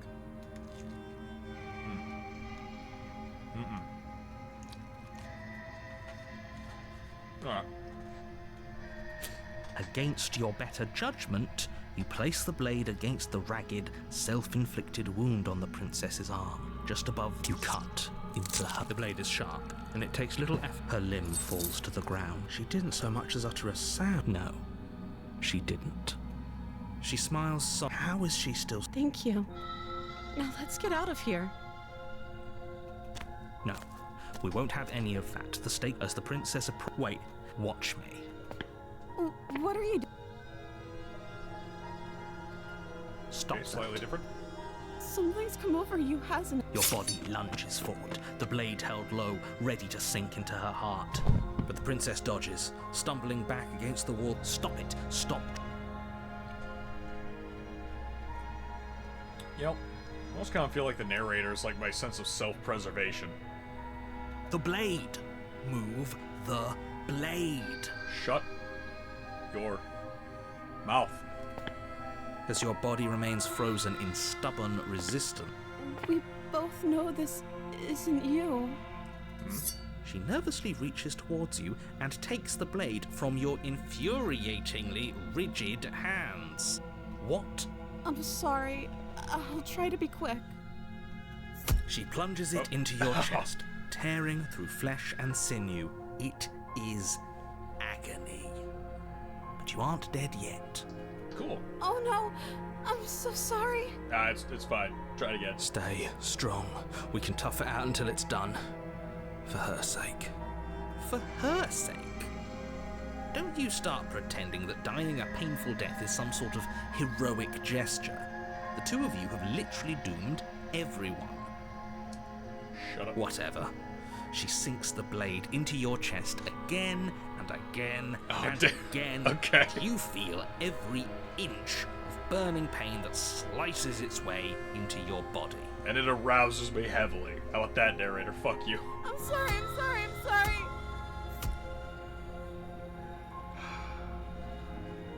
Okay, again, I want to point out right now that her wrist is clearly, you know, just like bits of muscle or whatever the hell it is, but no blood. She doesn't know how to use a knife, does she? I mean, she stabbed me pretty good. Apparently So- not. Though it doesn't matter how sloppy her blade work is, does it? A stab wound is still a stab wound, and it won't be long before you bleed out. Okay, good. I've waited for an eternity. I can wait for like 2 minutes to bleed out. I'm so sorry. No. With one last thrust of the knife, your legs give out beneath you. You collapse to the floor, your blood pooling around you, your limbs unresponsive. The princess stares down at your ruined chest as tears carve rivulets of pink down her blood-spattered cheeks. Oh, so sorry I got blood on you. Can't just end like this, right? Oh, that's rich coming from you. As much as I'd prefer for things to have gone differently, I can't deny the reality of what's happened. The two of you made your choice. it's over. Everything goes dark. And you're on a path in the wood. You're here to slay.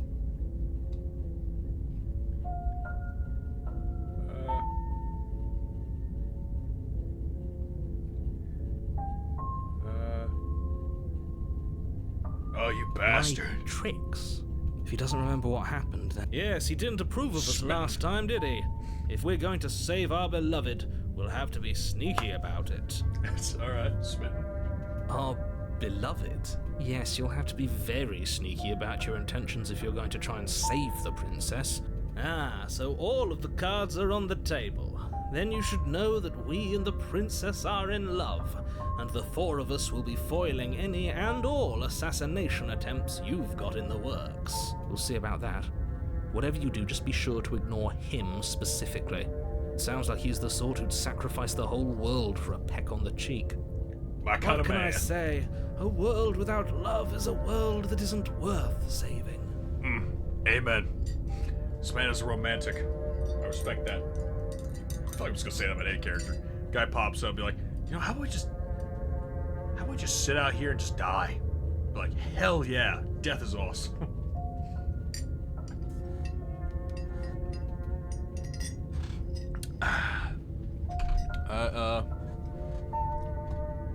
Yeah, I don't need that nonsense. A warning. Before you go any further, she Cool will... story, bro. I'm sure you don't pay their bickering.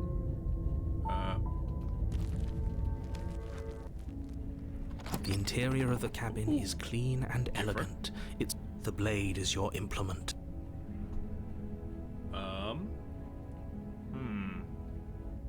I kind of wonder if it'll bounce back. You take the blade. I suppose. Hopefully, there's no use. Let's approach the mirror anyway. You walk up to the... What are you talking about? This is. You reach forward and rub your hand. But there was a mirror, and now it's gone. Pity. We could have a feather out of place, and now we'll never know. We can't gallantly sweep her off her feet if we have a feather out of place. Oh, yeah. I'm like these second voices. To the basement. Away. The door to the basement creaks open, revealing an intricate stairwell. Well. Gold-trimmed carpet glimmers in the light of the torches, but it's still a stone basement. If the princess lives here, a soft voice can... Hello? Is someone there? Her voice. It's somehow even more beautiful than last time. I can hear wedding bells already. Okay, Skeptic and Smith. I've held my tongue till now, but you're taking this a little too far. We barely even know the princess.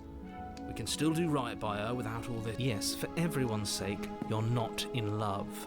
You walk down the stairs and lock eyes with the princess. There's a heavy chain around her wrist, binding her to the far wall. My love! We're here to rescue you from... You know she can't hear. She may not be able to hear my words. But she can hear my spirit. She can hear my spirit. Oh, your spirit's plenty loud, all right. It's you, my dashing hero. I was so worried you wouldn't come back. Did you hear that? She said we're dashing.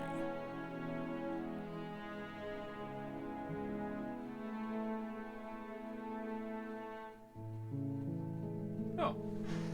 Well, thank you very much, Demeter Demine. Glad to have you aboard. Not sure if you were here for the first part of the stream, but, this is a game decided, thought all week about, you know, hey, maybe I'll play a game for Halloween. But, came up with jack shit. So, just today, my, buddy in the background, who I call Technician, he recommended this game to me, and I was like, alright, screw it, let's do it. So, here we are. Hope you're having a good time. Not sure, but normally the rule I have, well, not really a rule, but what I normally do around here is, I just kind of drink while I stream. Tonight, not too heavy, got off of work, so. Oh. That's pretty cool.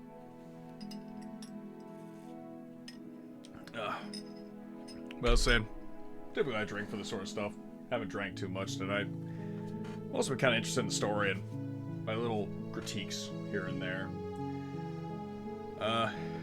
But Yeah, that's all I got. So let's just see where this story continues going. And she called us a hero. Flattery really goes a long way with the two of you, doesn't it? Waiting for you to come back. I didn't want to believe your ravings back in the woods, but this is next to incontrovertible evidence. You've been here before. That's right, villain. And you killed us. Well, she killed us. Again, it was kind of in self-defense. We got possessed by the narrator, that bastard. And, I see it as self-defense. I have no quarrel for her. Only because he made us try and kill her. It was self-defense. Our beloved Thank you. Okay, okay. I swear I've not seen this line before, but these guys really resonate with me when I hear them talk. First it was the skeptic, and now it's Smitten. Whoever made this game, I feel like, I'm not sure if they were just trying to just make various voices of reason, but so far all these voices of reason have been just nailed on the head, in my opinion. Just dead on. Honestly, yeah. The art, the background music is really good. The slight changes of the princess. Last time, I believe, when if you haven't seen Demeter, at the beginning of the game, I basically was portraying myself. I'm like, you know what? In this game, I was like, I see a knife. I don't really collect weird stuff. So I picked up the knife. I was like, why not? Don't want it to sit here rusting. I don't want to see it go to waste. It's like, I'll have it on me for self-defense, and because it's a very nice piece. But then when you grab the knife, I noticed that she was a little bit more... what's the word? More like just desensitized. Like, she's been through this before. Like, she was like way too kind of confident. Like, she knew what she was doing. But now this whole time it was all like innocent and cutesy. When I left the knife behind, it was like, oh, and hence the voice of Smitten, probably. It was all more romantic and just like, oh, save me and stuff. Which is, again, very nice, just for slight changes. And you've died before. So an entire world has been damned to oblivion. Again, I don't trust your words, I'd really hoped I'd be the first, but what's done is done. What matters is you have a chance to do it right this time. We damned a whole world, but everything reset. Nothing resets, you're just somewhere else. You can't keep hopping between worlds forever, especially not without leaving a trail of incomprehensible devastation behind you. This is horrible. Again, I don't trust your words. Again, self-defense. Do I have to cut you again? I didn't really care for that last time. What happened after I died? Yeah, what happened after I died? You died, and now we're talking. Okay, so she's a little airheaded this time.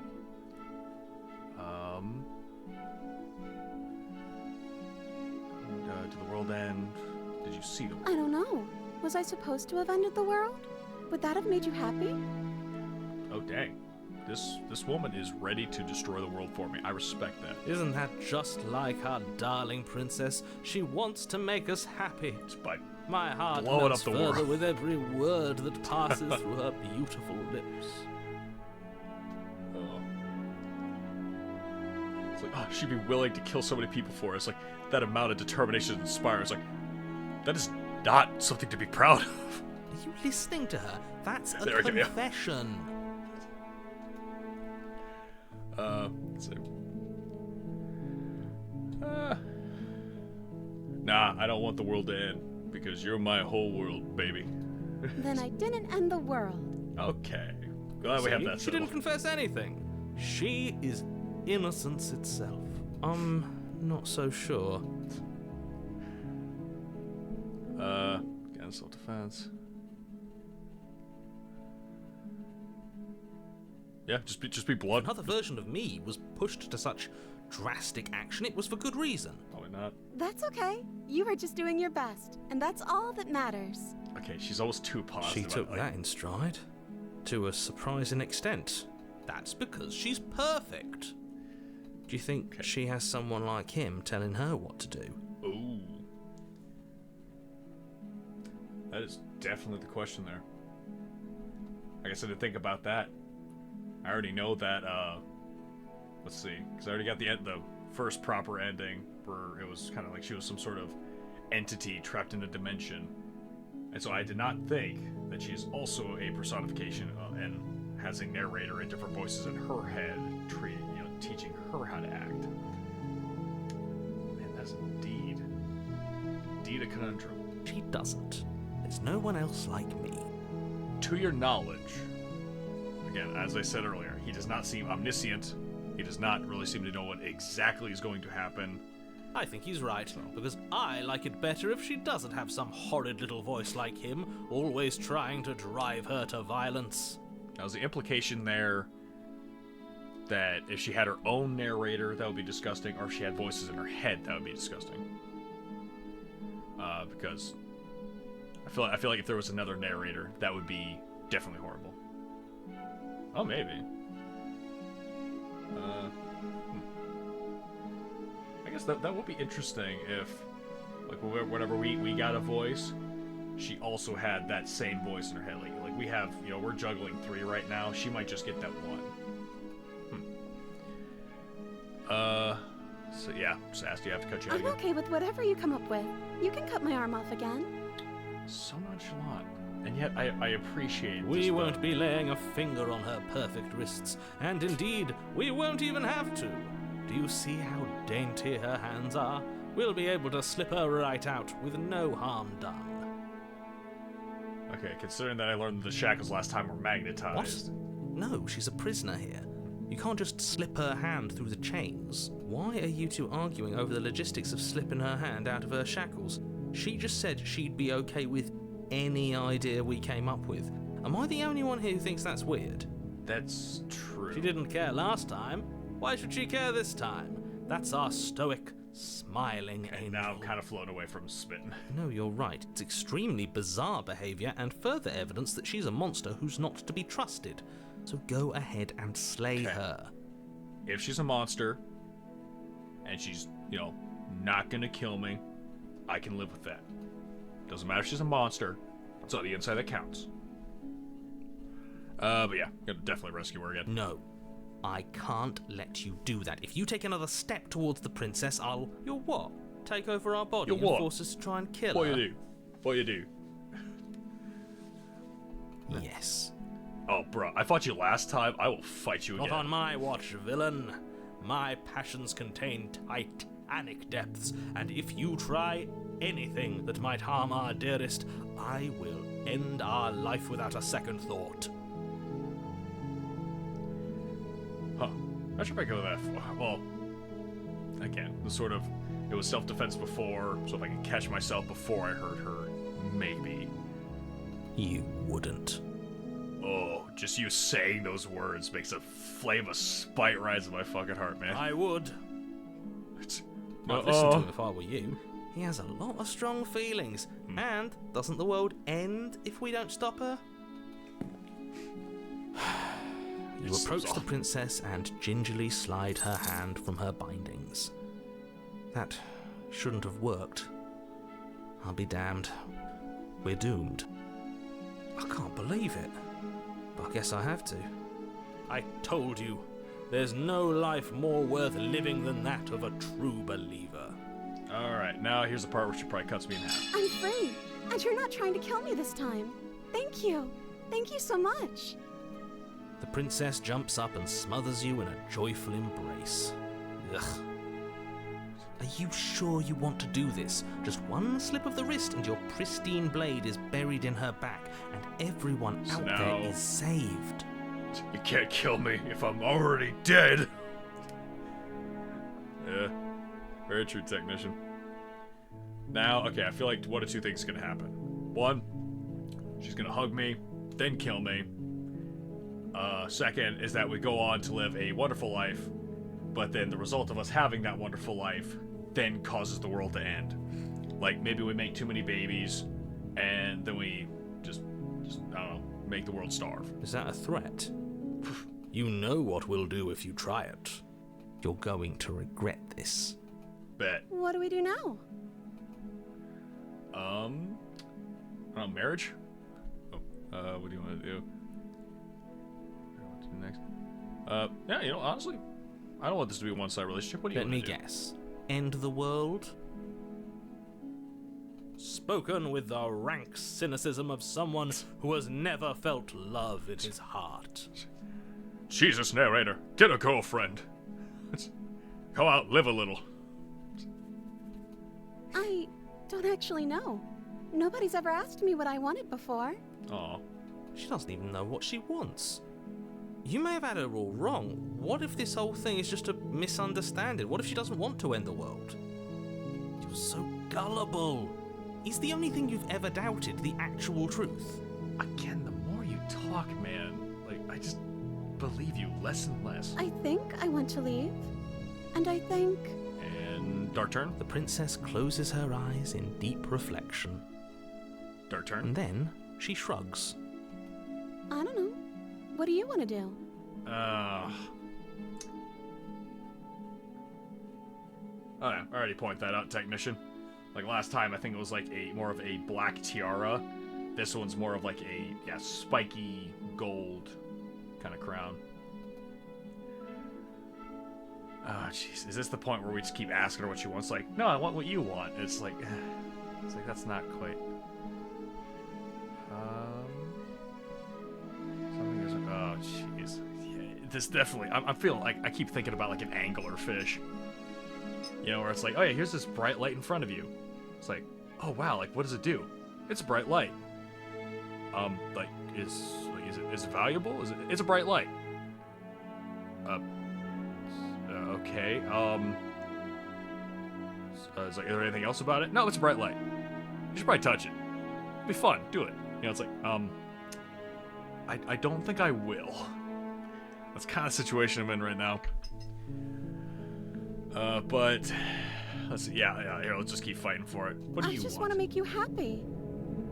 This is definitely either She yandere can't or just just nicely. want to make us happy. It makes sense to me. That's all I want for her, so of course she'd want the same for us. But then there's no choice. No choices being made. If you want to make the other person happy, the other person makes you happy, but then just back and forth, just infinite loop of no one's satisfied because neither one can have the other request something of them. Yeah, there must be something. I just want to make you happy. Oh no. Oh. I think the music just dipped there a little bit. Is she broken? What's going And she's on? also got level 9 anime. I mean, once we get to level 10, I think we're fucked. What's going on is she's lying to you, only she isn't a good liar. Are you starting to trust me now? Okay, narrator.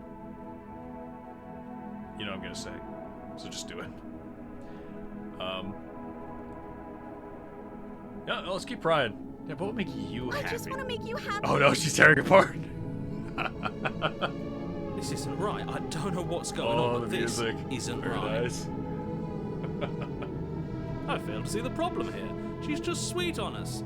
You don't have to Yeah, act this, like it's this is a loop. big deal. We're gonna keep going through this loop.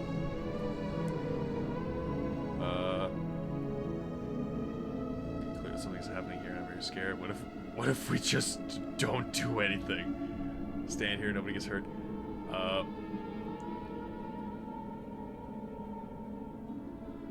Just make me happy. I just want to. I want you to make me unhappy. Later. Yeah, you know what? We gotta keep prying.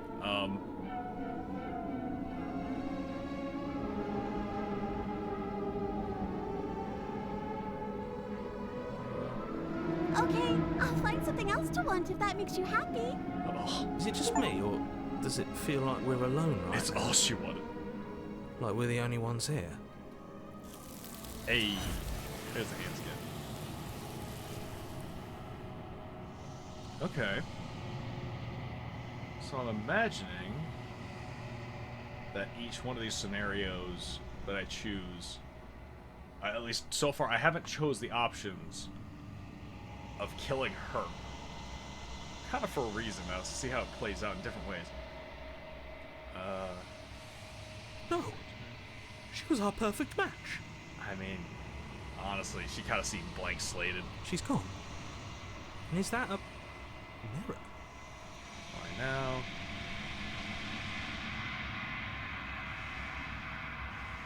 Wait. Of course you're scared. This is the end for you, but it's not the end for me. Just trust me. We've been here before, and you always get scared. Oh. But it feels so bad. Like looking into it right now is going. Yes. I fear that we won't like what we'll see. What if we just sit here and preen for a while? That can't hurt, right? So now I'm also wondering again why the narrator always goes away when we get to the situation. Because these voices stick with me until I get right up to the mirror. So I assume that they are me, but I feel like the narrator is not.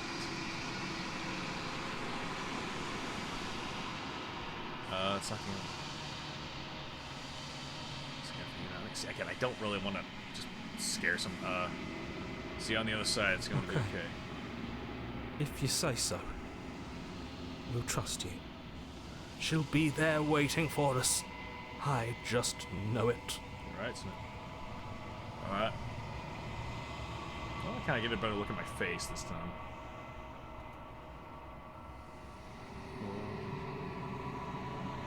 Once again, the mirror always makes them leave. But you need to see what's in it. You've grown. Oh. Interesting. In the long quiet once again. Proceed to the cabin. You are at the cabin. Flickering lights and empty cityscapes become pockets of vitality. Just as beautiful as I remember. I am more than I was before. Alright, glad to hear it. Whenever you are ready, I will wipe your slate clean once again. Okay, do I have any decent questions I could ask this time? I feel like it's just the same but more, probably as it'll say. What does it feel like changed like this? Same but different. I feel like it's always gonna be vague. Do you know, when this is all done, do you know what you want to do? With every gift you bring me, I excavate the alleys of what I am meant to be, and every exploration yields new and complicated truths. What I will be is different than what I am, and what I am is different from what I was. I cannot tell you what desires I will hold when I have changed. Okay, so basically, mishmash, a bunch of But in stuff. this moment, We work on the connections. all I want is to know And she'll myself have a and to final know you. thought at the end of it, or have her finalized thoughts at the end, which I imagine will be based off of the choices we make. So I'm still going to try to continue as many times as I can without killing her. I think last time I left the knife behind. Maybe this time I will take the knife and just kind of just hand it right over. Or maybe I'll try the same route last time, but then not do the shackles. You know that at the end of this, once you're finished, I'm going to kill you, right? I'm not doing that. Why can I not do the same things I've done before? No, it's again, probably just choices or whatever. Your mind is blocked. You have been kinder to me than anyone else I met. Thank you. Why wouldn't I be kind to you? You are the only thing I know that isn't me. Huh. Alright.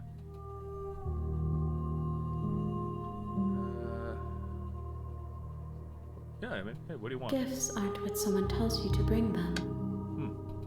My joy is in seeing what you choose. There are no wrong answers, and every perspective illuminates my shadows and shares new secrets.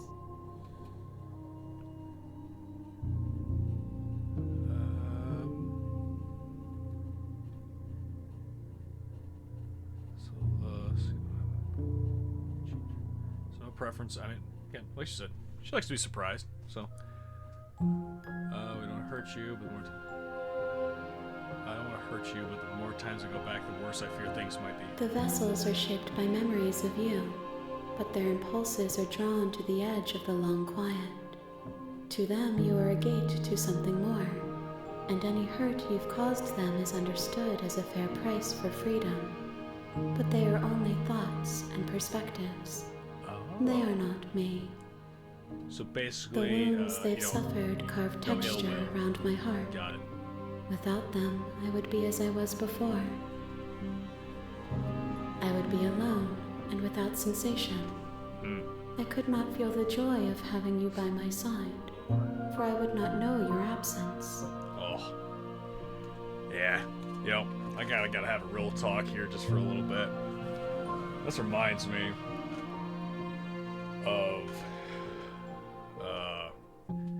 it's like just going through life, man. You know, you have all these bad moments, you have your embarrassments, you have all of your, you know, your trials, tribulations, you know, moments you overthink, moments you underthink, moments where you said yes, moments you said no. But the way I look back at all that stuff is just that every single action and situation you've run into has made you into who you are.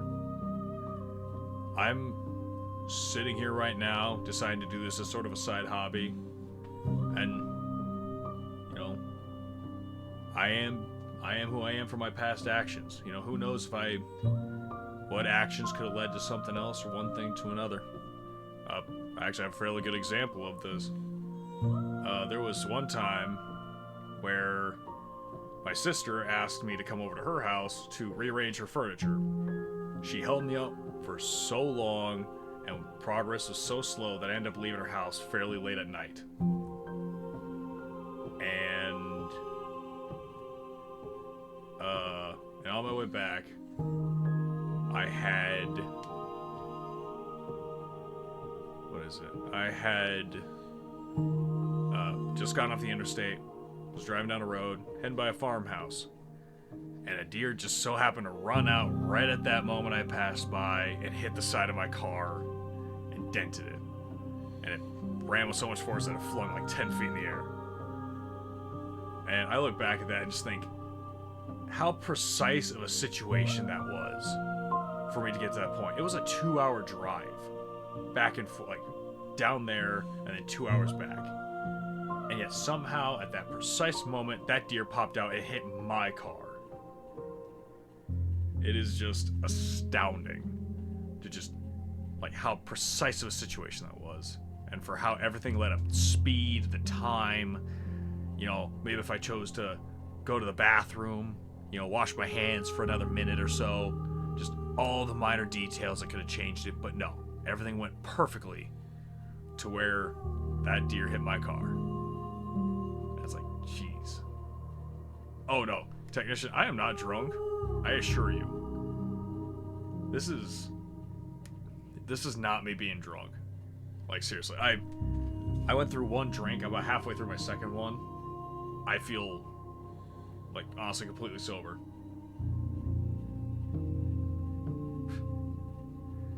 But, anyway, yeah, real for real.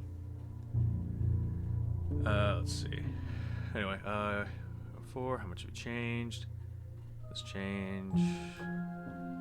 Yes, what's your first number? No, not saying that. Visible. Tell me thoughts on the vessel. Yeah, how many more? If I am to be an ocean, you have nurtured me into a pond. My waters are shallow and murky, and I yearn for more perspective. What? You will have your rest in due time, and I am sorry for the burdens I place on you. Don't worry about it. It's a thing to do. Ain't got much better to do, so. Let's see. Change the vessel. Change preferences. Well, they're not actually saying I'm anything. sorry. Words are difficult for me. I get that. They never fully weave what I wish to say. If you do not like my answers, then you need not ask me questions. You know, you got a point there. If I don't like the way you talk, I shouldn't be The talking to you. vessels you choose to bring me carry far more meaning than anything words could say in the spaces between. Okay.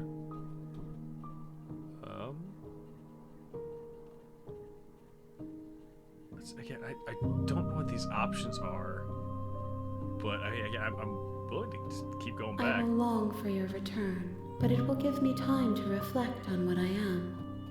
We will meet again.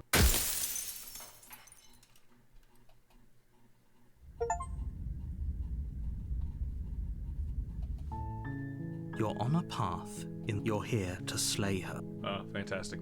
Okay, so this time... Vive la revolution! I can't believe I missed that one the first time.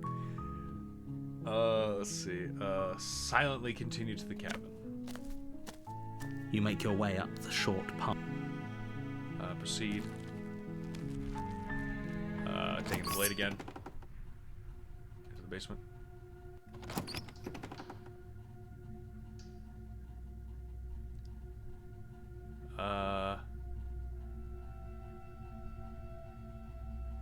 Hi. Don't be a stranger. It's been so long since I've had any visitors. Come on down. You walk down the stairs, and she's so focused on the task at hand. It's no. Where's something?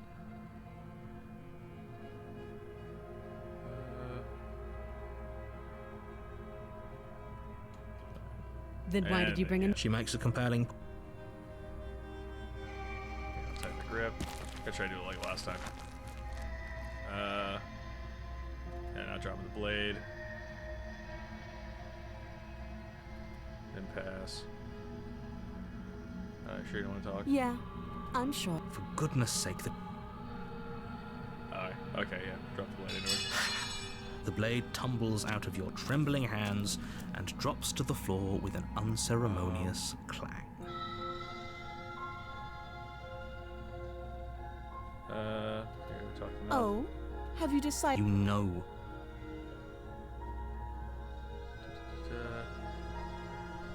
Again, same with the chains. You have to be. You walk up to the chains binding the princess to the... Maybe it's somewhat doubtful. I'll be here. Your shouts and you're here. You try the I'll repeat. You make your way easier. See. Against your better judgment. Approach. Stop. Uh-oh. Uh-oh. Uh-oh. Uh-oh. That's all I gotta say. I can't. Oh, no.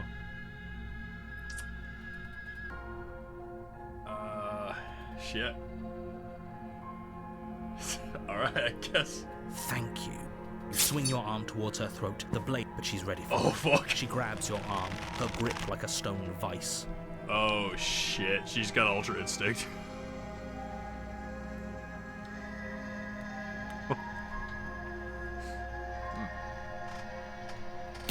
You drop the blade, pathetically. Alright, arousal rising. She lets go, and faster than you can react, rears back and hits you with a bone-shattering haymaker. Damn. There's a ringing in your ears. You're fairly certain you can feel bone grinding against bone where she fractured your jaw, but your body isn't allowing you to feel much right now, adrenaline coursing through your system and numbing your nerves. You fall to your knees. You're barely able to bring your trembling arms up to defend yourself before she hits you again. Every blow is as punishing as the first. You feel bones shatter with every impact, unknown ruptures blossoming with blood somewhere inside of you. Nah, I wasn't using that blade. Dang. I'll go ahead and put you out of your misery. Still think that's a hot voice. She places a confident heel on your chest and pushes you down to the ground. Her knee falls to your throat, your windpipe crushed beneath a weight you didn't think her slight form could possibly possess. Oh, just like that Yakuza move. It can't just end like this, right? Hero, shut up. You're interrupting my arousal. I'm sorry, but it's over.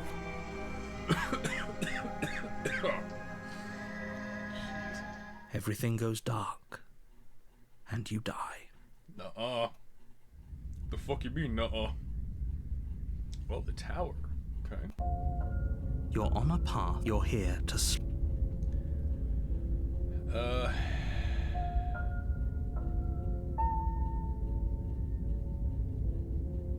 You know, I kind of just wonder what happens if I just proceed. a warning. She will. We might as well just pledge ourselves to her and stop pretending we're capable of doing anything in this situation. She probably doesn't even need to try to overpower us. So, Tiger Drum. Okay, now I feel like the voice of the broken is like my inner sub. Just be like, yeah, maybe we could just give up. Maybe she could stomp on us more.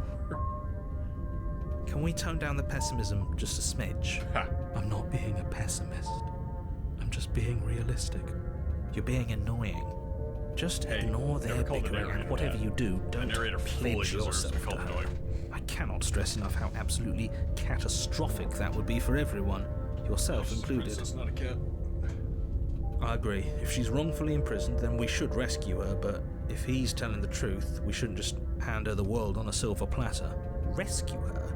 Given the stakes of the situation, there isn't really a difference between... I already had the theory where she was a monster. Try to ignore both of those knuckleheads and focus on saving the world. If that's what you want, I guess I don't have a say here. Yeah. The interior of the cabin is larger and more grandiose than its humble exterior would suggest. The only furniture of note is a massive marble altar with a pristine blade. The blade is your implement. Why do we feel so small? We don't feel small. We are small.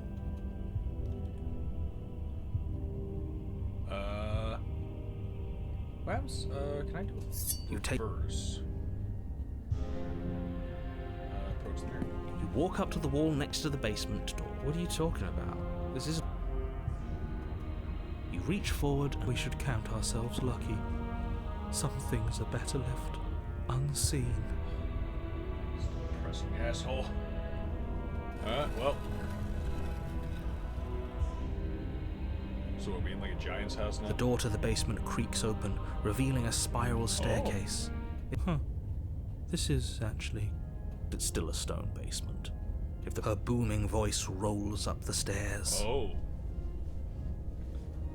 Okay. Is that a guest I hear? Don't linger on the stairs. Come down and witness me. Oh, that's hot. Alright, yeah, we're seeing that. You weren't kidding when you said it was booming. She wasn't like this last time. Yeah, she didn't sound nearly as this. She was not nearly this sexy. We need to get down there. She wants us to see her. We need to see her. Okay, this broken voice is a total bottom. Alright. A king shaming man. Alright. Should we be worried about your sudden change in attitude? Just a few minutes ago you were going on about how pointless everything was. Now you want to go down there. Yes, because he is broken. She broke him. So he's probably fixated on her. It doesn't matter what that little voice says. He's not the one making the decisions. Though if his ramblings get you to the princess, they get you to the princess. I want to witness. Continue those stairs. Making your way down the spiral staircase is a time-consuming and exhausting effort, every step requiring you to clamber over one edge before dropping to the next. But soon the end comes into view, and you tumble to the bottom, entering the vast, temple-like room beyond. Oh yeah, Sucker for Love. Or it's like I think you're fighting one of the enemies or one of the gals, and it's like, how have you not been driven mad yet? And it's like, I'm mad with lust, baby. It's like kind of like that. Or it's like, how are you still standing? It's like, hey, it's like, lust is a powerful drive. I'll have you know. The princess stands over you, almost glowing in the weak starlight, her figure framed by a stained glass window. Her long hair billows around her, and a chain binds her wrist to the far wall. Damn. Yeah, okay, boys, let's just take a moment, analyze, acknowledge. Just take it in. Just take it in. You know, take a drink.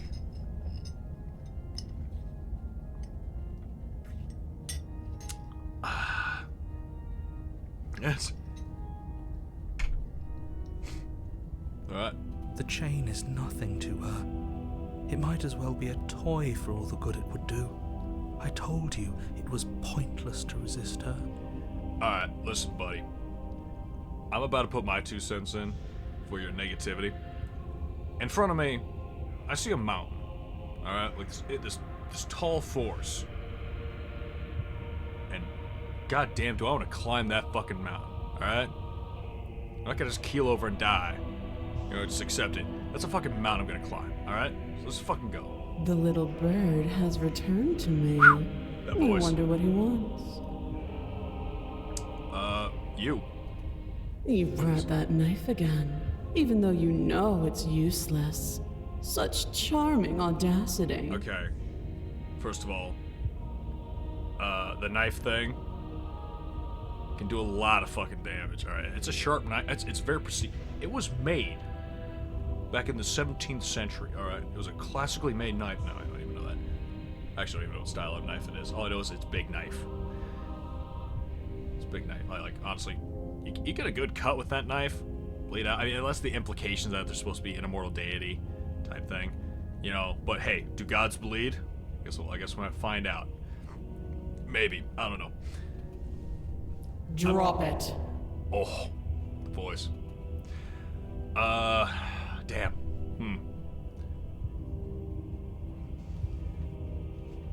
Alright. Now the question is, do we be a top or a bottom in this instance? You know what, fuck it, my inner human willpower's taking over. Like I said, I gotta climb that fucking mountain, so we're gonna As tighten if on up. command, the blade slips What? from your grasp. It clatters uselessly to the floor. Sorry, Butterfingers. But we didn't drop it. We decided to grip it tighter, remember? Are you really just gonna let that happen to us? I have a duty to report facts as facts, and the fact is that you dropped the blade. Of course we Narrator, dropped now I it. get the feeling you're the bottom. She's so much more than us. You wouldn't understand what it feels like to be in her presence. Oh, I understand what's going on, and you'd better snap yourself out of it. Kneel. No. Oh, are you still trying to defy me? I said kneel. Your legs buckle, and your knees hit the floor. I'm kneeling because I want to, not because you told me to. That's my good little bird. Now, why don't we talk? I could open with that. The last time we met, you couldn't even scratch me. And yet here you are again, trying to succeed where you've already catastrophically failed. What draws you back here beyond the empty halls of death? Lust. Speak. Lust. The last time we met, nobody should have. And you should. He's being mellowed. That's. Let's see. You're. Oh, wait. Oh. Okay.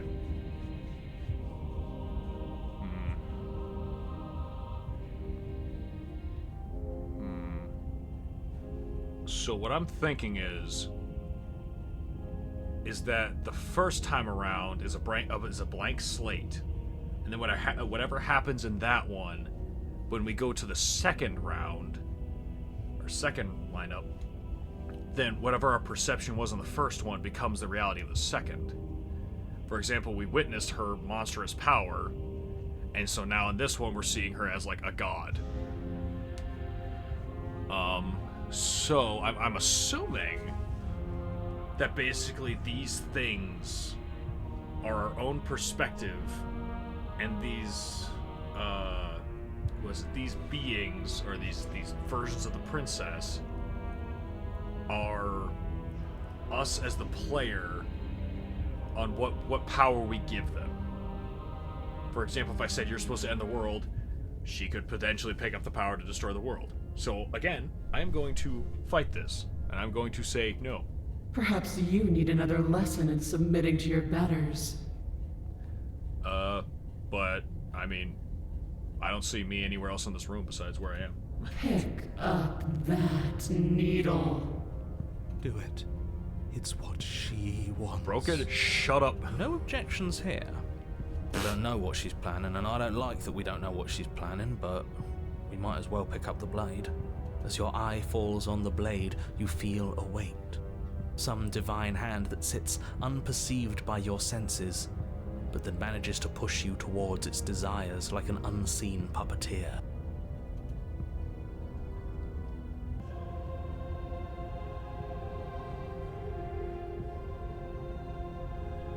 Oh, so that's interesting. I didn't even get the options. I wonder if this route has only a certain amount of times you can fight her. Maybe if I just went with it and then got to this point, then maybe I could choose these options. Alright, I guess You reach forward and grasp the blade. Stand. This one's easy. See? This isn't so bad. Okay, yeah. We can do that. We were probably gonna stand anyway. Oh, are these guys just kind of convincing themselves that her actions that she commands us to do were our actions originally?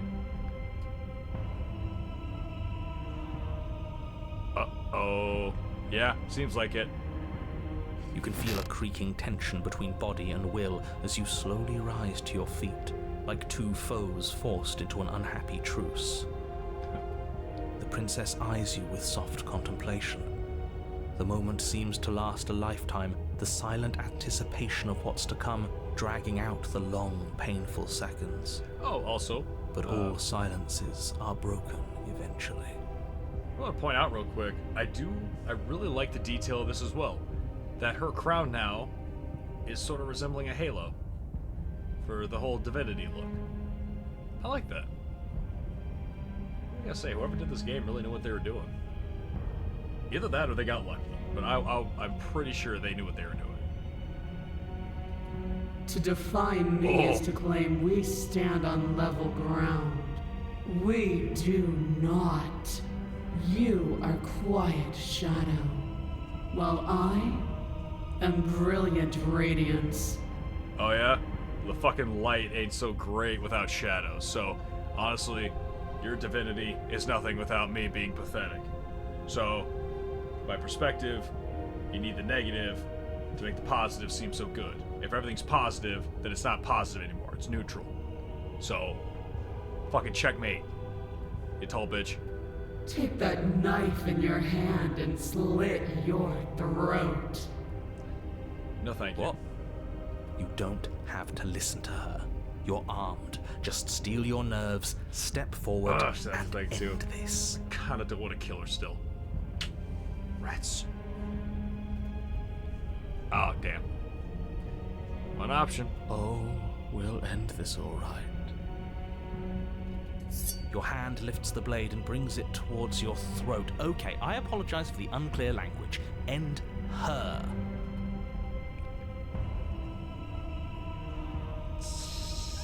Gotta climb that fucking mountain. Your body is sluggish and unresponsive, actively fighting against you. But Noble. you do your best to stagger forward. One step at a time, you move towards the princess. Human will. Human will. Slitting your throat would have been a mercy, but it seems you're in need of a harsher lesson. Joke's on you, I'm into that shit.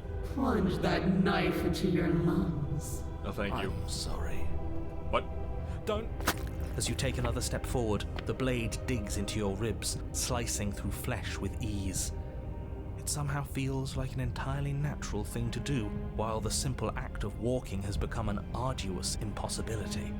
Yeah, with that attitude. Then it slides back out, the wound burning as a small hiss of air escapes through the fresh orifice. Blood fills your lungs. Nuh-uh. Now, do it again. Keep doing it until I give you permission to stop. Those are just words. You don't have to listen to her. Yeah, I don't. It's what she wants. Broken? Shut up. Heroic one, what are you doing? Don't just let this happen. Stop him from killing you. I'm on it. Your other hand locks around your wrist, struggling to keep it from perforating vital organs. The blade still flails towards you, managing to slice bits of skin that plop to the floor to join the growing pile of blood and gore beneath you. Despite the pain, You manage to keep yourself in one piece, at least for now. What a pitiful display. A wounded little bird, thinking it can defy a god. Hey, I mean... shit, let's see. Even a piece of bread could kill someone. If you eat it wrong. Or if you have a gluten allergy and you really fuck up eating a lot of shit ton of bread. It doesn't have to be like this. It doesn't have to hurt so much. You can choose a gentle end. You can choose to leave that punctured vessel for the next. Nah, too easy. Still go for the Or princess. you can pathetically struggle against yourself until the floor of this temple is painted with the bloody impressions of your futility. Honestly, I'm living to spite you now. You continue to approach the princess, even as the repeated gouges of your blade expose will. bone and Human muscle to will. the open air of the base. You know, this would be a lot easier if you gave us a hand. My influence only goes so far, and I can only juggle so many things at once. The best I can do right now is to continue to drive you forward. Believe me, this whole ordeal would be so much easier if I didn't have to contend with free will. You're the one making things difficult. You're the one making us hurt. She doesn't want to hurt us. She's just doing what she has to. What do you mean by that, Broken? Stop. As you finish crossing the road, you fall to your knees at the princess's feet, your chest heaving as your blood pools in the crevices of the stone floor, the coppery taste coating your throat. The princess kneels down, lifting your chin with her finger as her face lowers to yours. Your devotion is misplaced. You've surrendered to delusion. But something about your defiant spirit speaks to me. You are different than you were before. Hell yeah. Perhaps, if you've learned your lesson, I can spare you from the release of death. What are you saying? There's a place at my side for you, if you'll have it. Not as an equal, but as something worthy to be kept. A priest, perhaps, or a pet. Damn boy, she's appealing to me. Well, that's the meaning, isn't it? Yeah. I've already stabbed myself at this point. I get spitefully live on. Yes, how thoughtful of her. But not submit. It's a mercy. Take it. Broken, you're on the same shit list she is right now, alright? I think he's given up whatever say he had at the start of all this. At least one of you is sane. She's within striking distance, and she's only negotiating now because she knows you have what it takes to put an end to her. Seize the moment before it's too late. Or she finds momentary joy from our pathetic struggle. But, either way, ain't no stopping this train. Nope. Slay the princess. Yes. Though your body trembles, struggling to defend itself in the face of the princess's overwhelming will, you finally manage to break through, darting to her side before she can react. The wind of your freedom rushes through you, and you channel it into a decisive blow, stabbing into the soft flesh of her ankle and severing the tendons in an act of unyielding defiance. She falls to the floor, crashing unceremoniously to her knees. Ha! Even if you kill me now, never fix that scar on your leg. But you don't give her any time to recover. Oh. Your heart pounding with determination, you plunge your blade into her chest. Man, I'd do this to someone in real life if they got cocky with me. Except I wouldn't. As you find your target again and again, she laughs, crude emotion breaking through her once stony composure as your blade cuts her flesh. We can do this, can't we? You always could. Will. The decision to give you this task was not made lightly. You're here for a reason. It's not too late to pick up the pieces. It's not too late to toss that blade aside and beg for forgiveness. Shut up. Okay. I can't believe you would actually strike me. You heathen! You worm! You defiler! You don't know the consequences of your arrogance! Try me. Before you can strike the final blow, the princess lashes out, knocking you off your feet. There's an unsettling wet pop as your spine breaks, numbness and pain spreading through your body. As you rebound towards the ceiling in a moment of disorientated lightness, she drives her fist into your chest. Yes, Sado. Your body is crushed as she pulverizes you into the floor, the ground itself breaking from the impact. You lie there, broken, beyond pain, unable to even see what she's done to you. But the princess is succumbing to her own wounds as well. Okay. She looks down upon her body in abject horror and disgust. Alright, let's take a moment to listen to music.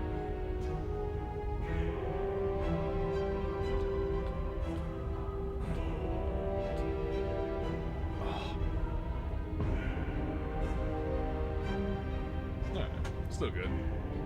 I thought it might have kicked up into more of like a, I don't know. I mean, it is some sort of like.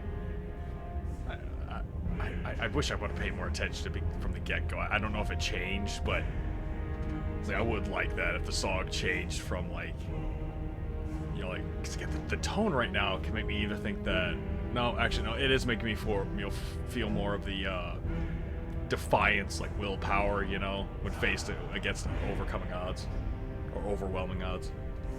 You made me use my hands. I can feel myself twisting into something new, something dull, something defiled. What have you done to me? Sounds like this shadow. And you the sun. You just got eclipsed, baby. Ugh. You're Dies. monsters Dies and of cringe. conspirators. I can't bear to watch this. The princess has been nothing but cruel to you. You should feel liberated by her fall.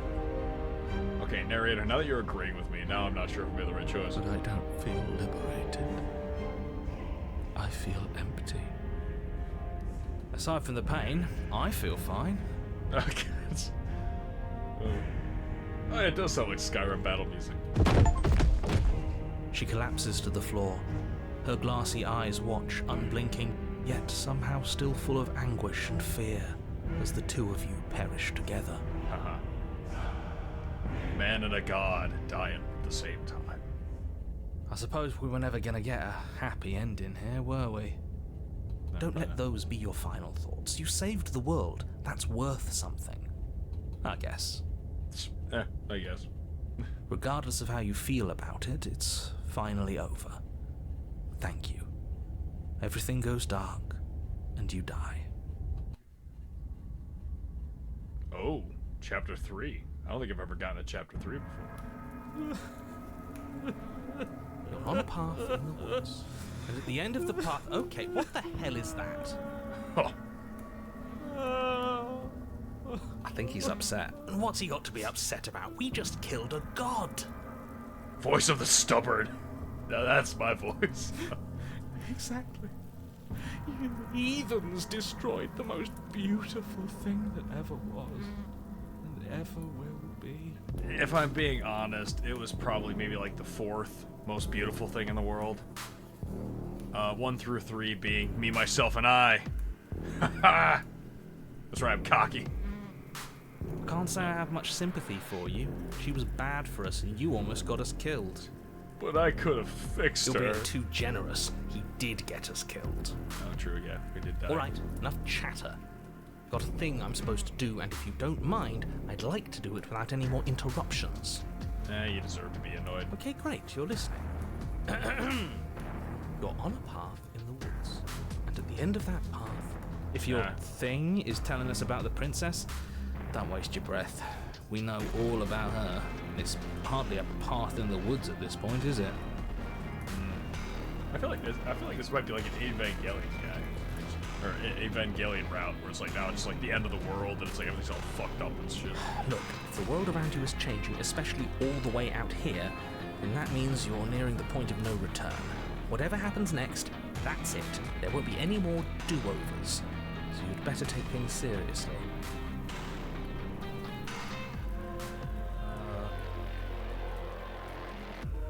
Yeah, that's So what if I'm speaking my mind? It's not like I've ever really gotten a say in things. What a crock of shit. What a crock of shit. Yeah, you stabbed us last time. Repeatedly. Yeah, by the way, fuck you for that. It didn't even work. It doesn't count. That is the most... that is the weirdest argument I've ever heard. It's like, you stabbed us. It's like, you didn't die. It didn't count. It's like, you stabbed me 37 times. Yeah, but you're still fine, aren't you? We died. Oh, yeah, there we go. Yeah, we died. You didn't submit to her. For all we know, that wouldn't have happened. Yeah, It's true. the punishment you all deserved for not listening to me. To her. Aside from our sulking friend, I don't think we have much to worry about. You're still the one in charge here, and I don't think that's ever gonna change. Second he tries something, I'll put a stop to it. Thank you, Stubborn. Then what what happens? Have you even been listening? Yeah, but is there something after the end? How am I supposed to know? The end means finality. It's not like I can just peek on over to the other side and tell you what it's like there, if there even is Aha. a there. So from the get-go, the narrator did not know for certain. The narrator probably also has his own instructions. It doesn't matter because we're going to win. Fuck you, we are Stubborn. Okay, yeah. Okay, so what is it? So far I feel like it's Stubborn. What was the other one? Oh yeah, Skeptic and Stubborn I think are my favorite voices so far. At least if Stubborn keeps up this attitude. Now that's exactly the sort of mindset I like to see. Don't let yourself be consumed with self-doubt. Don't flirt with oblivion. Just focus on the present and Oblivion's so everything sexy. will be absolutely fine.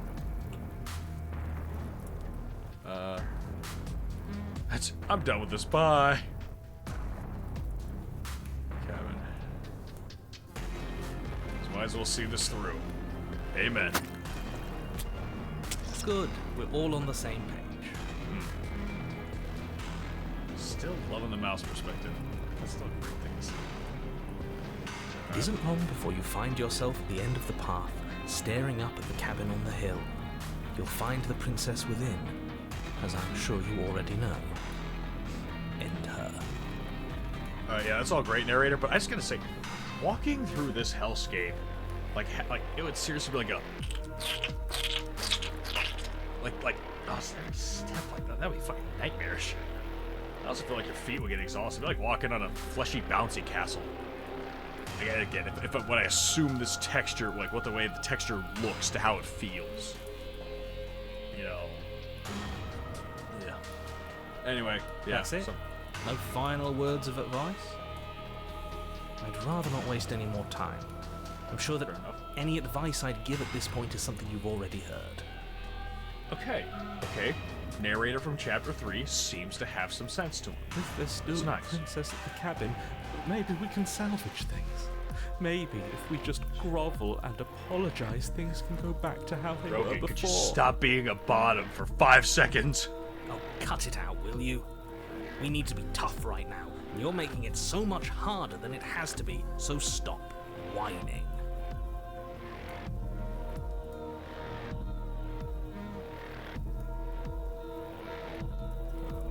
Alright.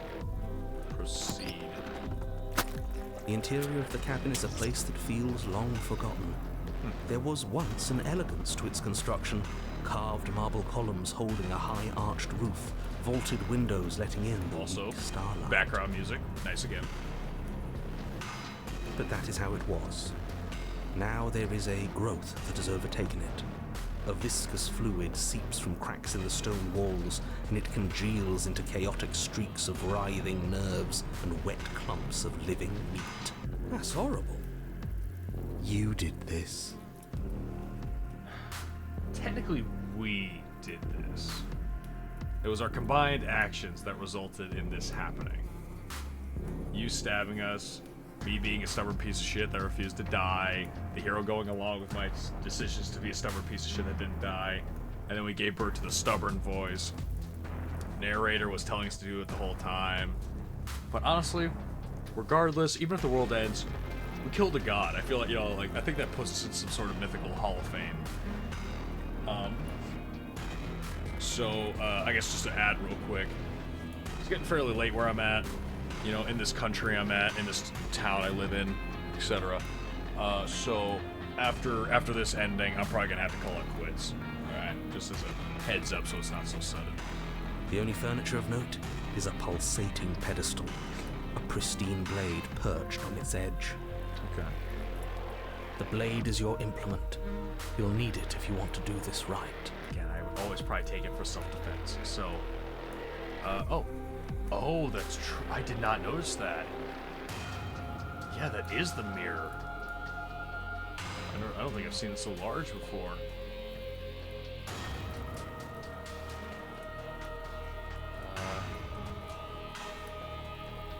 I'll take the blade. Take the blade from the pedestal. It will be good. Nothing feels better than gripping cold steel. Oh. Let's see. It's the mirror again. It's time to block the door. Yeah, you didn't Mirror? mention it. There is no mirror. There's the just to tell us where the door is. I'd like to get back to fighting, and if you want us to kill her so bad, I'm sure you feel Stubborn's a the fighter same. as well. No more messing around. I don't know what to tell you. There isn't a mirror because I would know if there was a mirror. You're either seeing things or you're confused on the definitions of door and mirror. Or you're seeing things. That seems far more likely. What are you trying to say exactly? He thinks we've lost them, that we're succumbing to madness, that something in us has broken.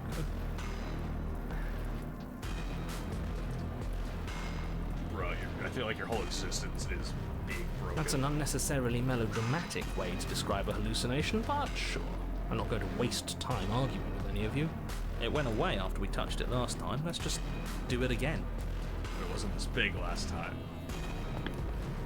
You step forward and approach the door to the basement, hesitating before you open it. As if you don't see it. You really don't, do you? How strange. It really is just like last time. Are we really hallucinating? Why here? Why now? Smash it. Smash it to pieces. It's the only thing keeping us from her. Don't you want to know what we'll see in there? We won't be able to see anything if we smash it. Nah, I'm with him on this one. Smash it. Let's get violent. Stubborn. You make a Do compelling whatever you point. want with it. The mirror isn't real, so how you handle it doesn't matter, aside from wasting dangerous amounts of time. Okay, last time we wiped it, it vanished. We smashed it. I feel like this thing's fairly important. Let's just try wiping it down. Play You it safe. reach forward and drag your hand across the door leading to the basement. As if on command, it slowly slides open, scraping against the stone floor, its ancient hinges moaning as it reveals the dim path ahead. Alright, as per technician's request, I guess I'll do one more round after this one, but I will just thoroughly go full out murder mode and just be like, alright narrator, you say to kill the girl, I'll kill her, you know, it's just, Why am I not surprised? we're just gonna You go step 100% forward murder route. into We're the going for darkness. genocide run next time. The stairs leading down to the basement are at once both narrow and grandiose. A high-vaulted ceiling stretches up into a gloom beyond your sight, while walls wet with tumorous growths press in uncomfortably at your sides. You feel both unprotected and trapped, at once exposed and claustrophobic. The air is thick, its odor an oppressive violence. That's your opinion? The metallic scent of fresh blood twisting with the nauseating embers of charred remains. If the princess lives here, slaying her is probably doing her a favor. And there's his catchphrase. Her voice, a bellowing rage, roars up the stairs. Alright. Was severing the tendons of my ascension not enough for you? Was it not enough to rend my divine heart? Come, see the horrors you've wrought upon my flesh, and feel my hands set upon your throat. Alright, listen, before I see you in person, I'm sure you're fine. And if you are willing to, you know, with consent, maybe we could still have a pretty cool relationship. It'd be pretty cool to date an Eldritch, I was about to say abomination, but of course that word does not apply to you. I'm sure you look great. So let's see what we See got. how you've soured my once divine melody. She's so angry with us. Why? Why did you desecrate her? Why couldn't I stop you? Don't forget, we did it as a team. We had the vast majority. You're a part of this group, so we dragged you in. We're a democracy, so you're a part of this as well. So let's go. She's bad at you as well, buddy, so let's go. You've got to stop thinking about her like that. It isn't doing anyone any good. She's not some untouchable god.